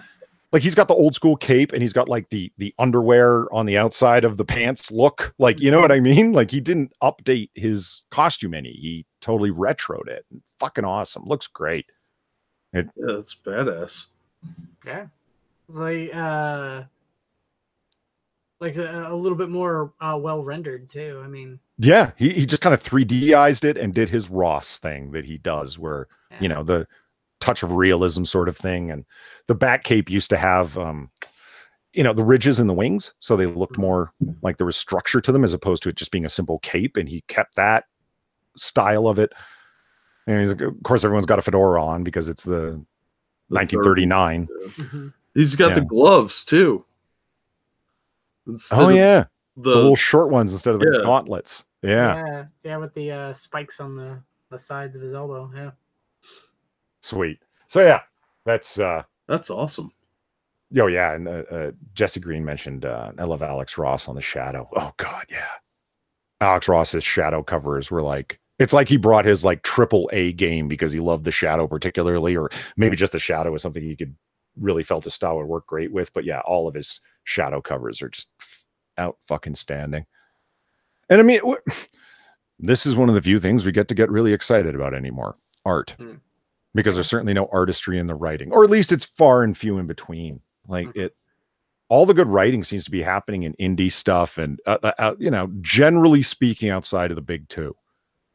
Well, generally speaking, yeah, if it ever does happen in the big two, it's the sort of thing where it's either, you know, fairly blasé, or it's really good but it doesn't come out very often, or it happens, you know, like a random ass story every now and then.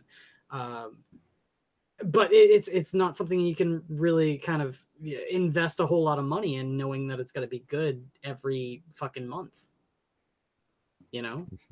Hey, Jack. Yeah. So Wonder Twins #1 brings unabashed teen comedy to the DC universe.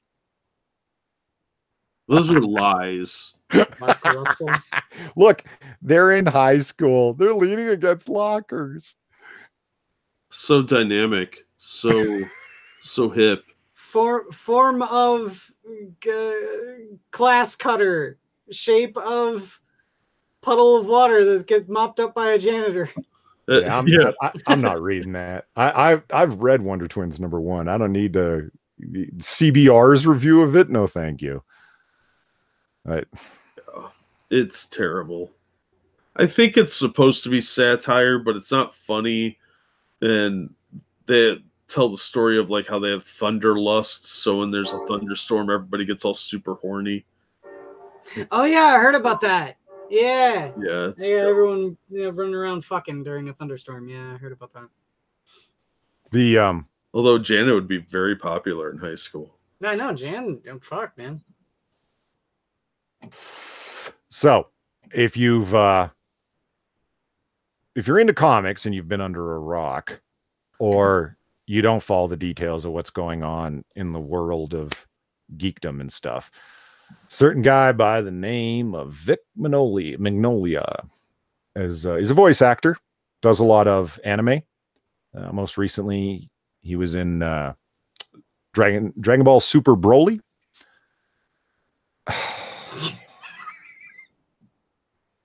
Dragon Ball Super Broly. Dragon Ball Super. I take no responsibility for anything I say or do during this stream. I'm out of it, man. Zolthar would be so fucking triggered right now, but that's hey, fine. I had to put up with you saying the female furries. So yeah, it's all you're getting. I'm mispronouncing unapologetically. Okay, so anyway, how do you sum this thing up? So Vic Mignogna, Hey man, you said before the stream went live that you would commit to the bit and call him Nick. And you did. we got to wrap this up sooner than later, gentlemen. I'm really out of it. I don't know. You're getting funnier as it goes. Okay, in my depleted state of mind, how would I wrap up Vic Mignogna? Okay, basically it goes down like this. He's a voice actor. He does a hell of a lot of voice acting. He's really closely associated with a company that does a lot of anime overdubs, named Funimation. Is that how you pronounce it? Funimation? Sure. Yeah. Well, I got something right. That's good. It's a good start. He has been accused of being a creepy guy in that he's a little touchy-feely. He's a little quick to kiss female fans on the cheek without warning, and sometimes it's unwanted, and sometimes he makes them feel creepy.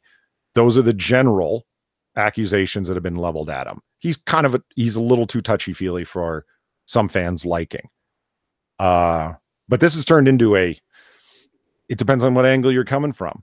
Some people consider it a righteous #MeToo thing. This guy's a sexual predator and creeper who has actually done sexually abusive things to female fans. So exposing this guy is what they're doing on social media, especially Twitter, etc. Other people would view it as this is a dog pile. That it's an outrage mob that has all decided to just bomb on this guy on Twitter through anecdotal evidence, not actual verifiable evidence, and everyone's coming out of the woodwork with anecdotes. And again, depends on which way you see it from.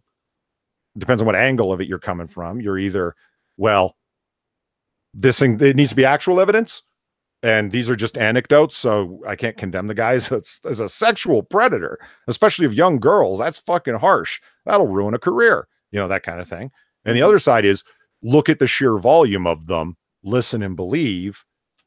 It's part of rape culture to be accepting, etc. So therefore, this guy should be bombed on because it's exposing a predator and not dismissing another powerful white male, which is something that I read, dismissing the predatory acts of another powerful white male, which is actually something I read on, guess whose Twitter last night? Quiz? Red Finesse. No, Alison Pregler. Really? There's a name from the past, huh? Wow, yeah. Yeah, dude, this is a part of rape culture. You need to read about the patriarchy. Oh my God. We are all part of rape culture, and we need to stop apologizing and covering up the predatory acts of powerful white men. All on Alison Pregler, Obscurus Lupa. For any of you who don't know her, she's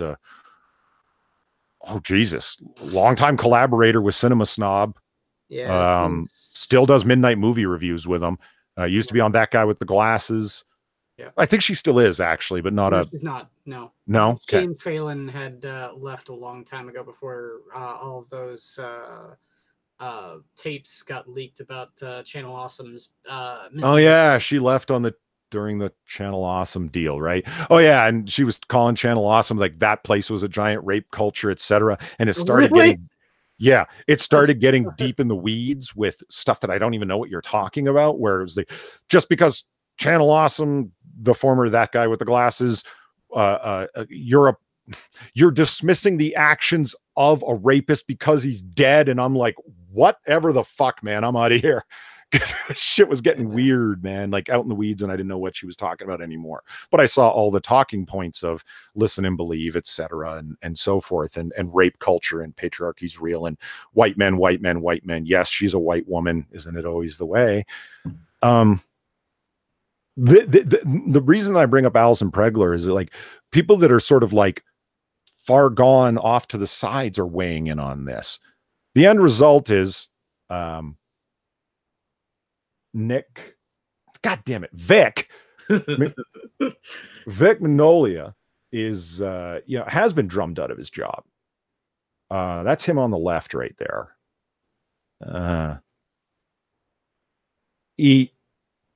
This story has gotten weird very quickly. If you want to understand it in much more detail, Yellow Flash and that Umbrella guy do a lot of detailed Twitter-based, communication-based sort of analysis on this story. You would be much better served by listening to their detailed stuff on it, and the details go on a long time after our stream. Right, after our stream, which is why I'm just trying to give you a basic summation. I'm not going to try and do what they do as well as they do it, because they do it much better than the three of us could, right? We were talking about that before the stream. We're just kind of like running it down that this is the big point of discussion. You don't even have to be like, this story has gotten so big that it's taken on the name Anime Gate in some circles. The voice actors who used to work with this guy have all come out against him. Monica Rial on the right here, because of course she has purple hair, right? Yeah. Is now accusing him, and this is, new allegations are coming out against him. Former allegations. One of his voice actor friends, like everybody seems to be just bombing on this guy. And Funimation fired him, canceled his contract, or this guy is anathema at all the cons. And the way it works for voice actors, of course, is that they don't get paid as much to do dub work as you might think they do. Their real money comes in through the conventions. Yeah. It's like a lot of musicians. They don't make as much off the albums as you would think they do. They make their money on the road doing live shows, concerts, The money comes in through different ways than you would think it does sometimes. And this guy cannot show his face at a convention anymore. He is like just poison as far as anybody's concerned. Yeah. And it's all turned into this thing where somebody calls in or emailed in, texted in a bomb threat to a convention that had canceled this guy's appearance, but was still having Monica Rial there, when somebody said, well, I think a bunch of us are going to show up there and we're all anime fans and we love Vic Mignogna's voice work. And Monica Rial is basically one of the people who's lined up and has taken on a lot of his work now. And it's like, really? And the whole thing is taken on like this conspiratorial angle where there was a financial motivation for her doing this, apparently. Or some people are arguing that that's the case. My God. Anyway, the last night, if you want to watch Nick Rakita's stream from Rakita Law, great channel. I do have to say this about Vic Mignogna. Every picture, the guy really does look like he's posing for the cover of a boy band album. Yeah, take a guess, Jack. How old is he? Guessing he's probably 40, trying to look 30.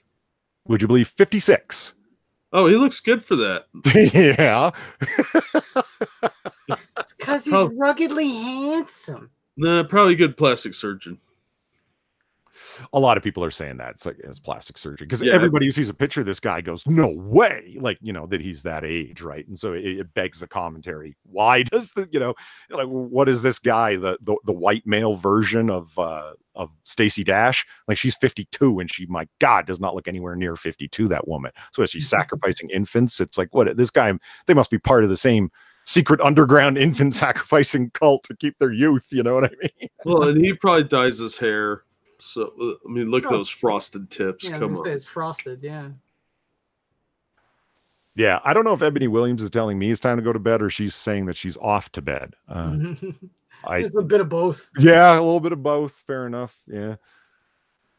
Yeah, I don't know. The whole thing about Vic Mignogna business. That's exactly what his slogan should be. This whole thing is starting with flimsy at best, and I think a lot of people really need to take their expectations and curb them, especially when it comes to the fact that all of this is anecdotal evidence, and people are innocent before they're proven guilty. So, unless there's anyone that can prove that he's creeping, go fuck yourself. Yeah, I mean, there's like, it's like, here's photographic evidence, and it's like, hey, listen, voice actors, much like stage actors, like not screen actors, but stage actors tend to be extremely or very extroverted people. Now, performance is a big thing of theirs. They tend to be very touchy-feely. Certainly not all of them, hashtag not all. But if you've ever seen a voice actor talk, oh my God, are they gregarious? Like interviewed, I mean, on camera. Yeah, if you see Vic Mignogna here talk, yeah, he's grabbing everyone around him, guys, girls. But they're showing pictures that are being traded on Twitter and then being collected into Google Documents of we are itemizing everything. And somebody who's managed to come at the center of this also goes back to Channel Awesome / that guy with the glasses, a content creator named Mars Girl. Yeah. Mars Girl has found herself at the center of this, or maneuvered herself to be at the center of this. Again, depends on who you ask. She's a huge anime fan. It's what she does. Content she creates is in around anime. Yeah, that's what she does. And just like, this guy's a creeper. I'm adding my voice to this. Hashtag me too. And a lot of it's on her Twitter if you go check it out. And Nick Rakita does a stream last night on his channel where he's like, yeah, a GoFundMe is launched. This guy his professional career is basically in complete ruin. But what's interesting about this and why it relates, like how it relates to comic books beyond the manga anime aspects of it, is it's one of the intents behind putting together this legal team, and he is going to pursue action on this, is how defamation of character and how suing for damages works, and how it works in terms of Twitter is not real, guys. It's not the real world, but the real world can invade Twitter. How dare you? You know, trading stuff online to the point where you get people repeating stuff that ultimately ends up getting somebody fired. Yeah. In the real world, people will come after you for tortious interference, for getting their contract canceled. Because you spread so much dirt about them that they became so, they had so much stank on them, basically, that their company didn't want to stay in business with them any longer. And none of it provable.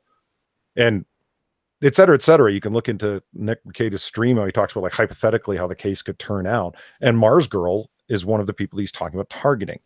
The aforementioned Monica Rial is a possible target of this as well. Well, certainly the companies in terms of Funimation and journalists who had written about it, going, this guy, these are the things that have been reported about this man. It's a Covington Catholic thing.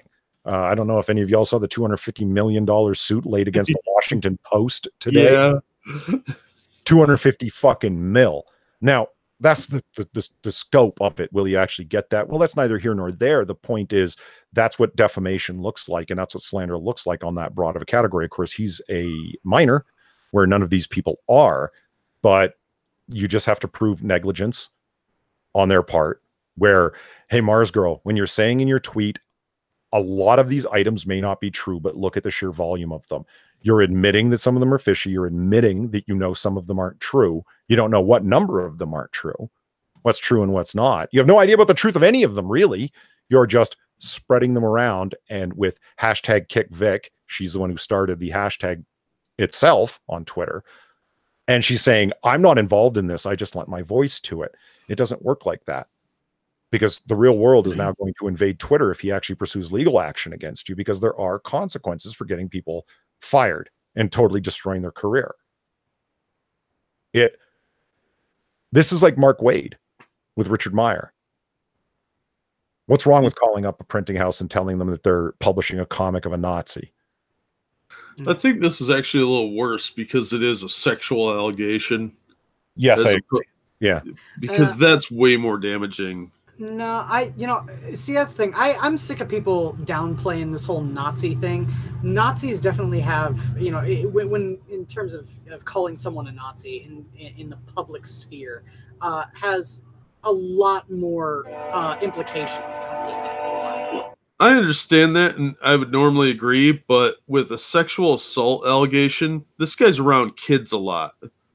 Yeah. I mean, this goes beyond ruining his career and reputation by a political ideology. He'll never, they could actually, like, get him to the point where he's not allowed around children because it'll start interfering not just with conventions, but his personal life. Because there's a lot of watch groups for that sort of thing, and they're going to smear his face all over as a sexual predator. I haven't seen any evidence of that. Like, yeah, there's like, Animu is one of those things that is, I don't know, it's like people that aren't into it don't realize the size of it, the size of the industry. If you know what I mean. It's like games. When you tell, I still tell people, you realize that the gaming industry is larger than Hollywood and pulls in more money than Hollywood, right? And they're like, no. And you don't know many gamers, huh? Yeah. No, you know what I mean? And it's kind of like anime. It's like, yeah, those cartoons. And it's like, you have no idea about the size of this thing, do you? Yeah. Like just the amount of fans that there are out there, like Jack's saying, and that's why I bring it up, that fit in, like, that are like 10, 12, 13, 14, 15, 16-year-old girls. Yeah, that's a huge part of the fan base, and the fan base is massive. There's conventions all the fucking time for anime. And this guy, a huge person in this, in the animated anime field, does a lot of the voice acting and the dubs that people listen to. He does all these favorite characters. Yeah, this guy, his main way of making money is destroyed now. You think he wasn't going to pursue legal action? It's like, well, we can say all sorts of things on Twitter. It doesn't really matter. That seems to be the way that people were talking on Twitter. None of these things matter. And even if it's not true, you know, they almost come across like we're just talking here. No, this is publicly defaming somebody to the point where you destroy his career. Hashtag kick Vic, mute him without any proof or evidence or testimony, and none of these people have gone to the police about him. What the fuck? You know, I'm just saying for all of that calling someone a Nazi does have real world implications. Oh, yeah, absolutely. And I don't think it should be used the way that people are using it. I mean, you know, sharps were and still are a thing. And if someone misidentifies someone as a Nazi, there's a good chance that they could run into them and, you know, have their life in danger. The same with pedophile. And it's these people, the problem I have with a lot of this, it's not the fact that someone says that he was being a creep or whatever. That's perfectly fine. Go ahead, you know, spread those rumors or whatnot. I don't care about that. It's when you absolutely go out of your way to create either false allegations or propagate unsubstantiated allegations and ruin someone's life in whatever manner that takes, whether it be saying that they're a pedo, whether that is them saying that they're a Nazi. This shit needs to stop. Yeah, it's getting out of hand. I guess the thing needs to be said where it's, you know, what happens if he or somebody else actually is a sexual predator? Yeah, I want to see them brought down, but you know how they're not going to be brought down?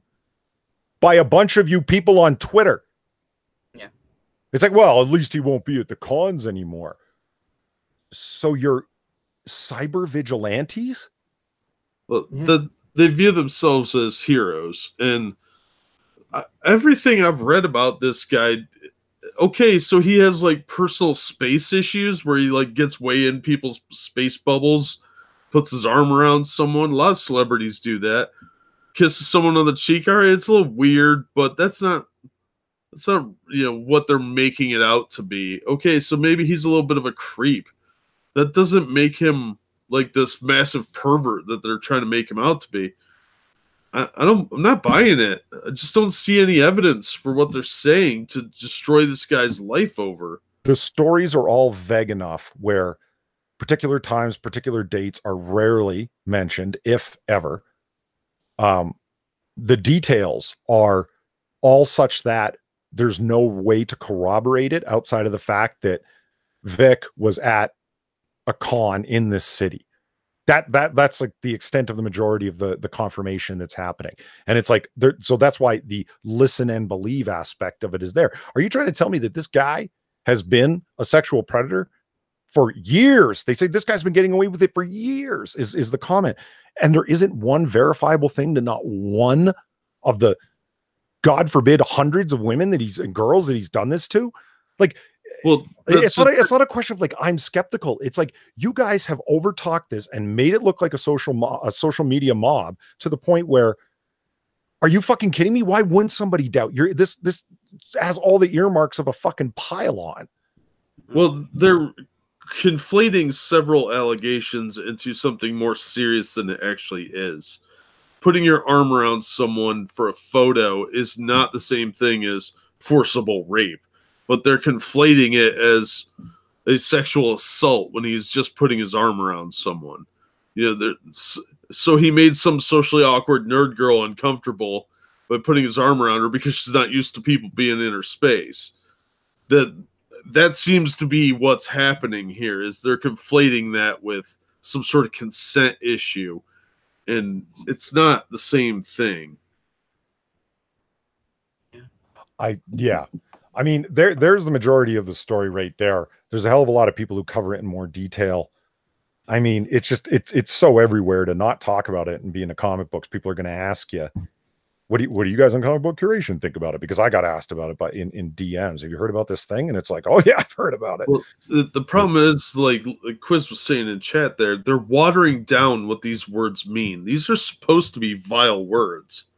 You should never ever want to be called these things. Ever. Yeah. No one should ever be able to say that you can just brush off being called a Nazi. That's a horrible thing that's a horrifying thing to suggest to someone.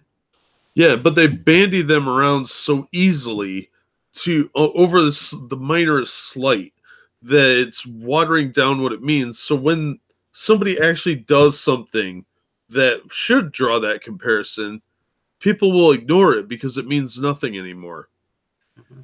If hugging someone and lingering slightly too long, or man spreading or whatever is now considered some sort of weirdo sex crime, that really takes away from an actual sex crime that needs to be investigated and handled by the police and the court system. I haven't seen anything that would suggest to me this guy's an actual pervert.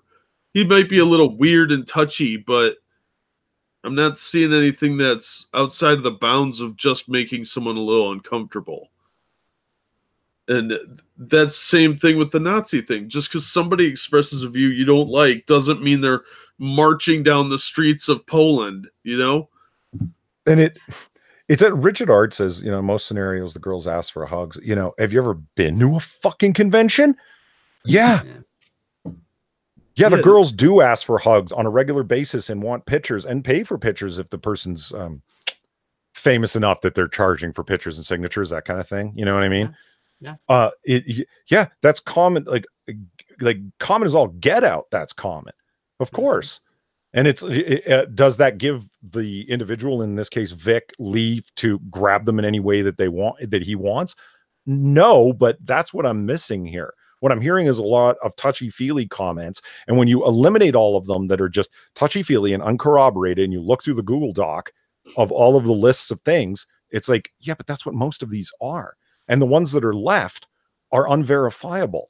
And the majority, and it's like, yeah, but the hashtag is going. Yeah, look through the Kick Vic hashtag. Don't believe me. The majority of it is people who are uninvolved talking about it. Twitter Voldemort weighed in on it because of course she did. Yep.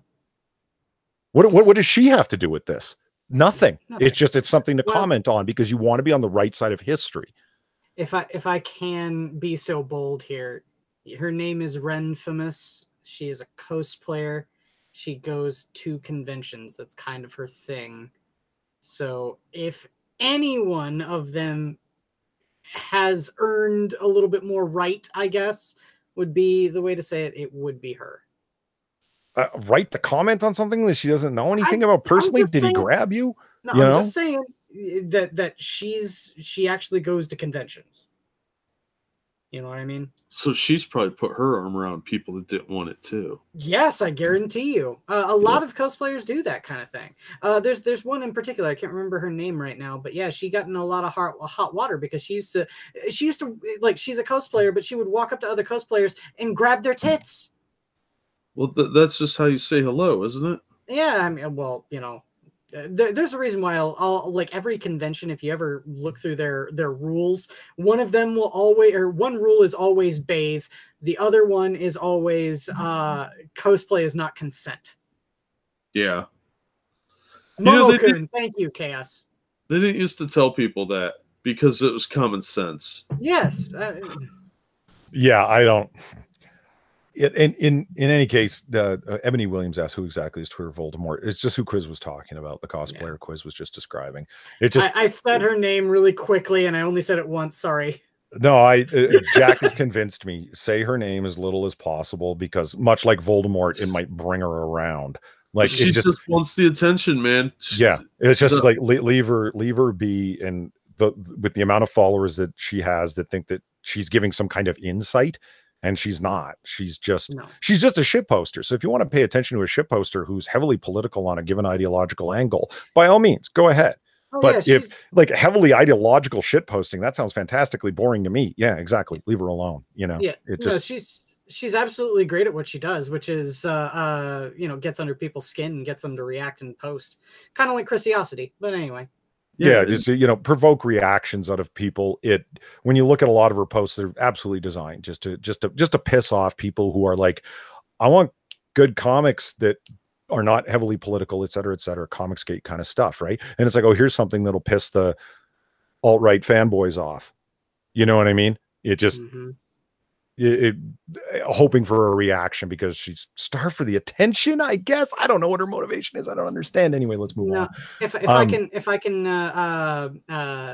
affect another person's mannerisms here. Just don't respond to her. She's just looking for attention. It was Cecil, Dick, and Comics for everyone. Thank you very much. Oh, that's who that was. I was like, why do you sound like my mom? You want to? Was that Cecil? That was. Yeah, well, that's Cecil's advice. And then there you go. Like when I've heard Cecil so much connected to Cecil, like the guy who's always showing up on EVS streams. Yeah, Ethan Van Sciver's streams that who imagines that there's a woman named Cecil? Yeah, right? Yeah. It's got to be short for like Cecilia. Yeah, that's what I was thinking too, Jack. Oh yeah. That didn't even occur to me. Okay, yeah. She's just doing it to be edgy. Hey, you want to see a weird image? Look at that shit. I don't know. What? It was in the back of a comic. Oh, it's from The Boys. Okay. What the hell is this? Like, can you explain this to me? Garth Ennis is awesome. Doesn't matter what it is. Did you ever read The Boys back in late 90s? Yeah, it was a takeoff of it's deconstructionism of superheroes. So you've got this team of guys that keep the superheroes in line, and they kill a few of them, but the heroes are all a bunch of corrupt scumbags, and they're all in it for themselves. Like they have like the Justice League guys, and they're initiating this new girl in. It's just to blow them all. They're making a TV series out of it. Oh wait, I think I have heard of that one. I think I've seen art from it too. Yeah, if you like Garth Ennis's work, you'll like it.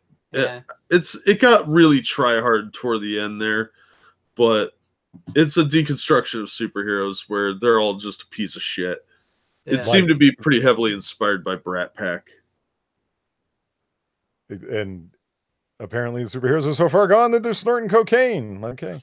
Yeah, because they're all a bunch of moral degenerates in real life. Right. So that's there's another comic like that written by Amanda Conner and Jimmy Palmiotti called The Pro, where it's all about this hooker that somehow gets superpowers. Yeah, if you want to read the first one to do it, it was called Brat Pack by Vendici, I think his last name was. They just reprinted one of his books called The One, and that was a far superior take on it.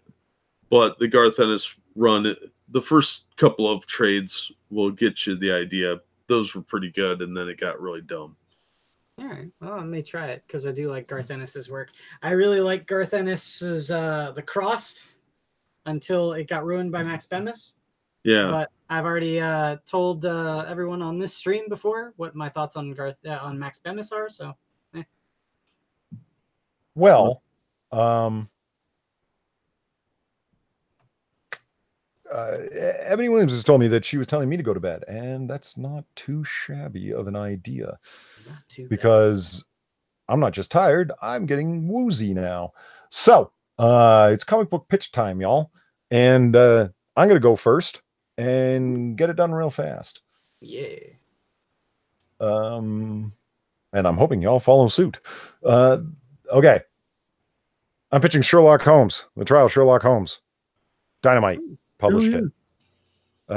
2009, I'm going to say, I think. I mean, I ended up getting it after the fact, but here it is. I'm a huge Sherlock fan. I love the Victorian era, read the entire Holmesian canon, own several printings of it, etc. So yeah, when you're going to do comics about Sherlock Holmes, I'm going to look forward to it. I think it is well done, and it's further evidence of some of the really, really outstanding IPs that IDW and Dynamite hold. Yeah. You know what I mean? And it's like, you guys, I don't know. Like when you're not doing well, it's because you're not taking advantage of some of the really cool licenses you have. And I don't know, I think this is an example of this. You could have brought in, this story actually is, it's not just workable and passable. It's quite well, even though it's done on a classic mystery novel, detective novel notion, The Locked Room. Mm-hmm. The story basically goes that, here, I'll jump to the end. Skip to the end. Yeah. They walk in. There's Holmes in the room. He's standing there with a revolver.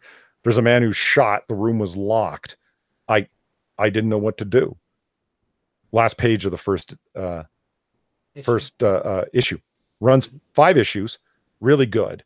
And now it becomes up to Watson to go and collect the clues and go and consult with Holmes, who's obviously locked up for this really apparent murder he just committed, because who else could have done it other than Holmes? He was locked in the room by himself with the victim.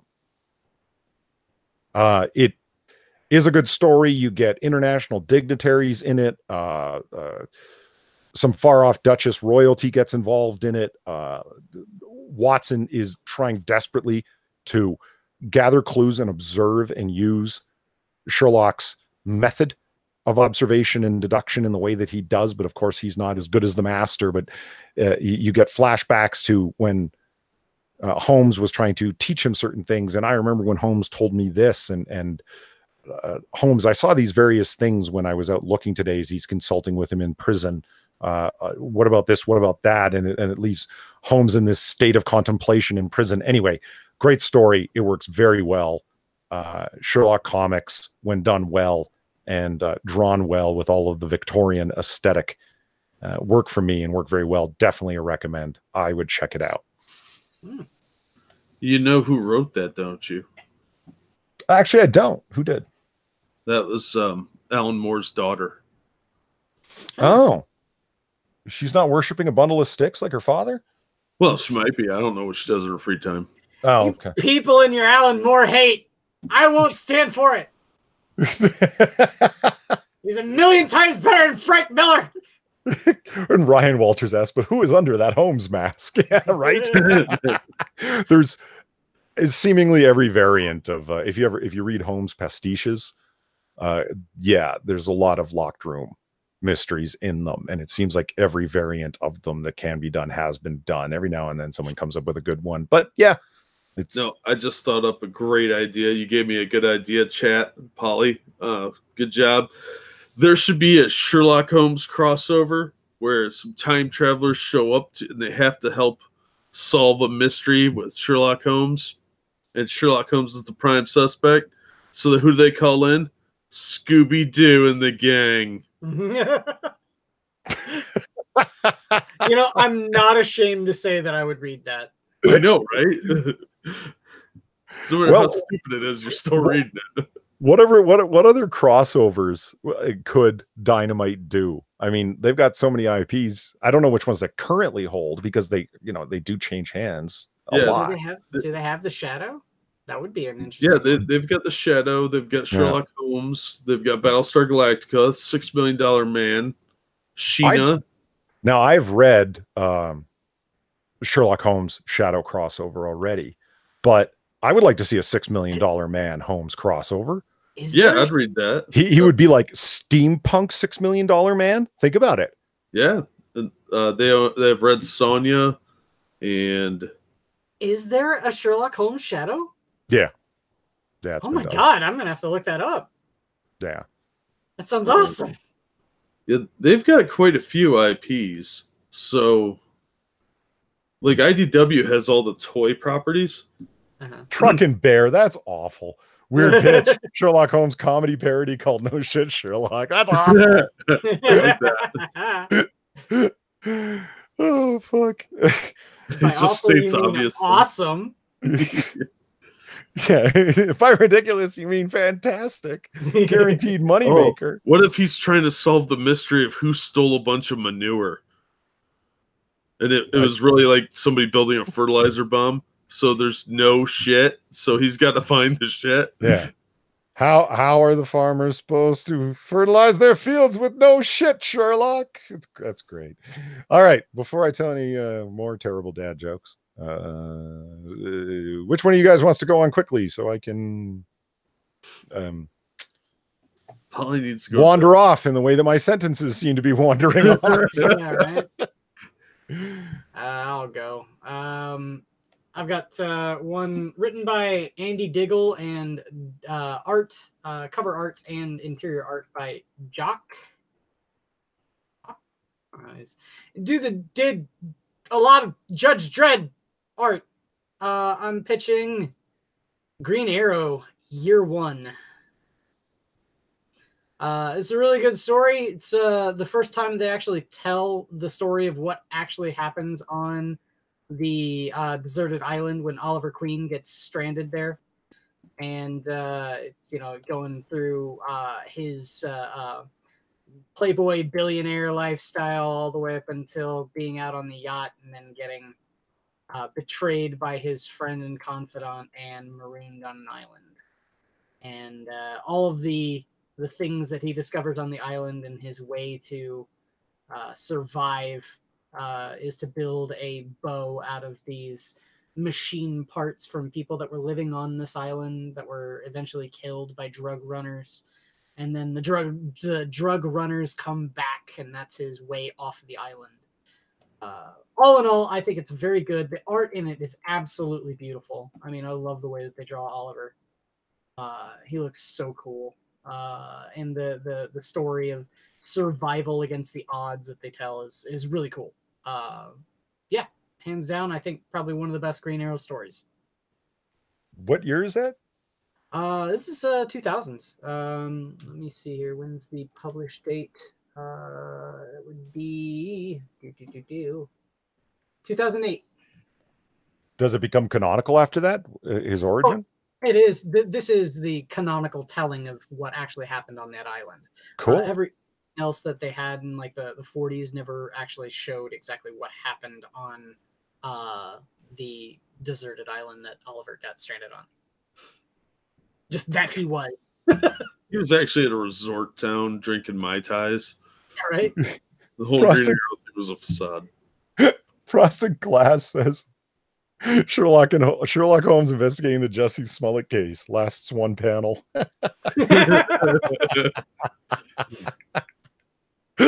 That's good. Okay, Jack, what do you got for us?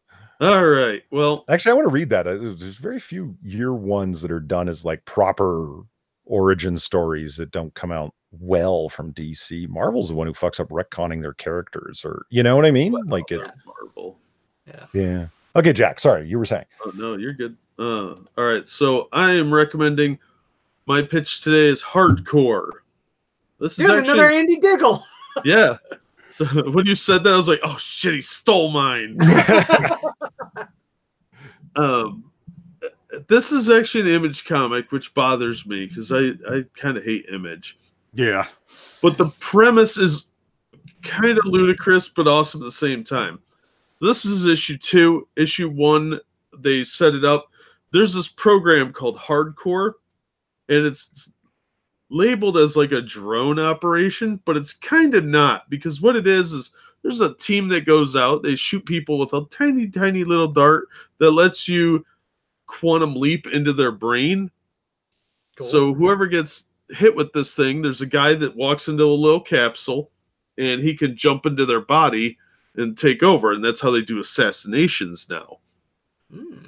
But the guy that created the program didn't like that they pushed him out, So he went in and killed everybody except the dude trapped in the capsule.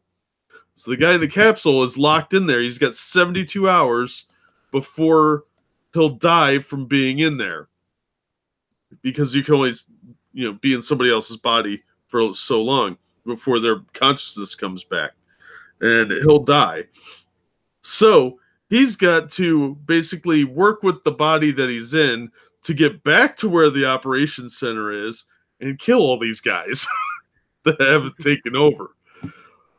So issue 2 is like the awesomest chase scene ever. I mean, you can see here there's a helicopter chasing a Lamborghini or whatever this is. Yeah, it certainly looks like a Lamborghini. This is the body he's trapped in. It's a drug dealer named Colonel Esteban. Of course. So, yeah, because, I mean, they're not doing innocent people here. They're jumping in scumbag bodies. So he's got 72 hours to get home to get his body. And meanwhile, the bad guys have also stolen a nuclear weapon. Oh, as you do. Yeah, because it makes everything better. So they can see these are the bad guys here, and they know whose body he's in. There's the dead body of one of the scientists that was helping him. He's literally like 5 feet away from these guys too, because his body is in the. I mean, he can still sense everything in his regular body. Mm-hmm. So he's locked in this like little control room, and they can see through his eyes, so they know where he is all the time. It is an awesome action movie premise, and see here he is in the machine, and this is him the next panel over. So he's trapped in this thing with no way out because they're right outside with guns. He doesn't have any weapons in here. And he has to get out by stealing cars and going against this corrupt drug-running government agency.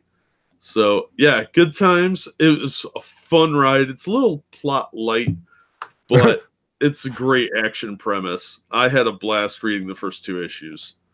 I'll say it's. I noticed the publisher there not only is Image, but the group that's putting it out through Image is Skybound.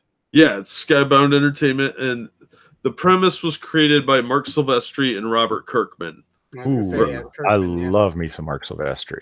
Yeah, and Robert Kirkman is, of course, the creator of The Walking Dead and Oblivion Song, which Cynical Lindsay pitched it last time. Mm-hmm. So if you get a chance to check it out, I highly recommend it. I thought it was a lot of fun. And so it seems like a return to form for Kirkman. He's not fucking, putting in the worst possible thing ever, like with Princess on Walking Dead. Yeah, like Ryan just described it, it's Hot Chick meets Hardcore Henry. Cool. Oh, Hardcore Henry. You mean Smack My Bitch Up, the movie? Yes. What awesome. A great fun film that was, too. Well, it's like John Wick. It was unabashedly what it was, Yeah, exactly. But I had a great time reading this. I thought it was... Yeah, the premise is kind of silly, but it works because they just go into action mode. Like, okay, here's the premise. Let's blow a bunch of stuff up and shoot things. And I'm not really ruining anything because the entire plot is just a chase sequence. It was fun, man. I did a review on it. If you want to watch the review, it's exactly what I just said. But whoa. Are you trying to tell me that you're subsidizing this stream with your own channel? It wouldn't be the first time he did it. Don't think that's how that works because I disagree, sir. I think that was very fucking lazy. I thought I was lazy. Holy shit. Dude, you know how many I do 14 reviews a week. Then slow down. What the fuck? That's not how that works. I didn't think I was going to be saying to one of my own co-hosts, you must come with original content. What do you work for Marvel? How many books do I have to read in a week? Have to isn't part of the discussion, man. You're going to get recycling. I'm sorry. This whole enterprise is volunteer. What do you mean have to?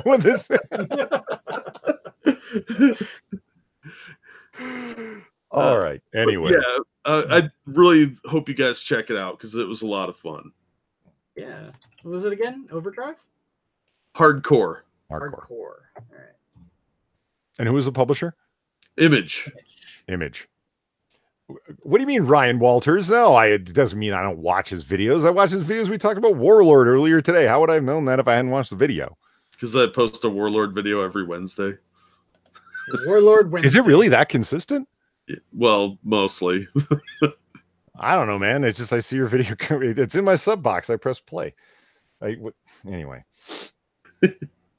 I just really dig that you're doing 70s comics, and I love how when you zoom in, you can see like the newsprint dots. It's fucking sweet. Yeah. And he's not gonna get dinged for ripping off a Roy Lichtenstein image. Yeah. Wow, way to dust off a reference, man. Oh man, I'm livid, man. I'm I love Frosted Glass. Did you have to stream his employee review? No, what did I just say? All of this is one giant volunteer enterprise, and Jack is talking about, how many do I have to read? Well, no one's got a gun to your head, man. We're just. It starts to feel like work after a while. All right. I'm going to say at the end of this stream what I probably should have said at the beginning.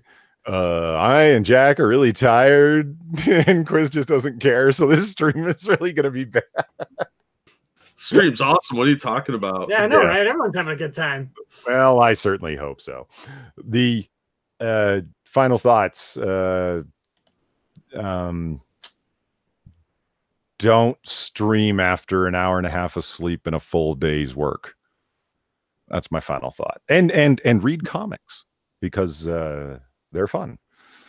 There's my deep thoughts for the day. Okay. Quizzer Jack. Get your car fixed. Get your car fixed? Get your car fixed. Oh. I was like, man, I don't want coffee. I want sleep. What the fuck are you talking about? Okay, so Quiz has an obscure reference I didn't grasp, and both have broken cars. Oh no, I just gotta jump my. The battery's dead. It's cold, man. Polar vortex and all that. Jack, get one of those little portable things. They're great. Yeah, because my neighbors are standoffish pricks, so it's going to be a real conversation and get a boost. Anyway, so what do you got for us there? Final thoughts there, Jack? Apparently considering a AAA membership for your birthday.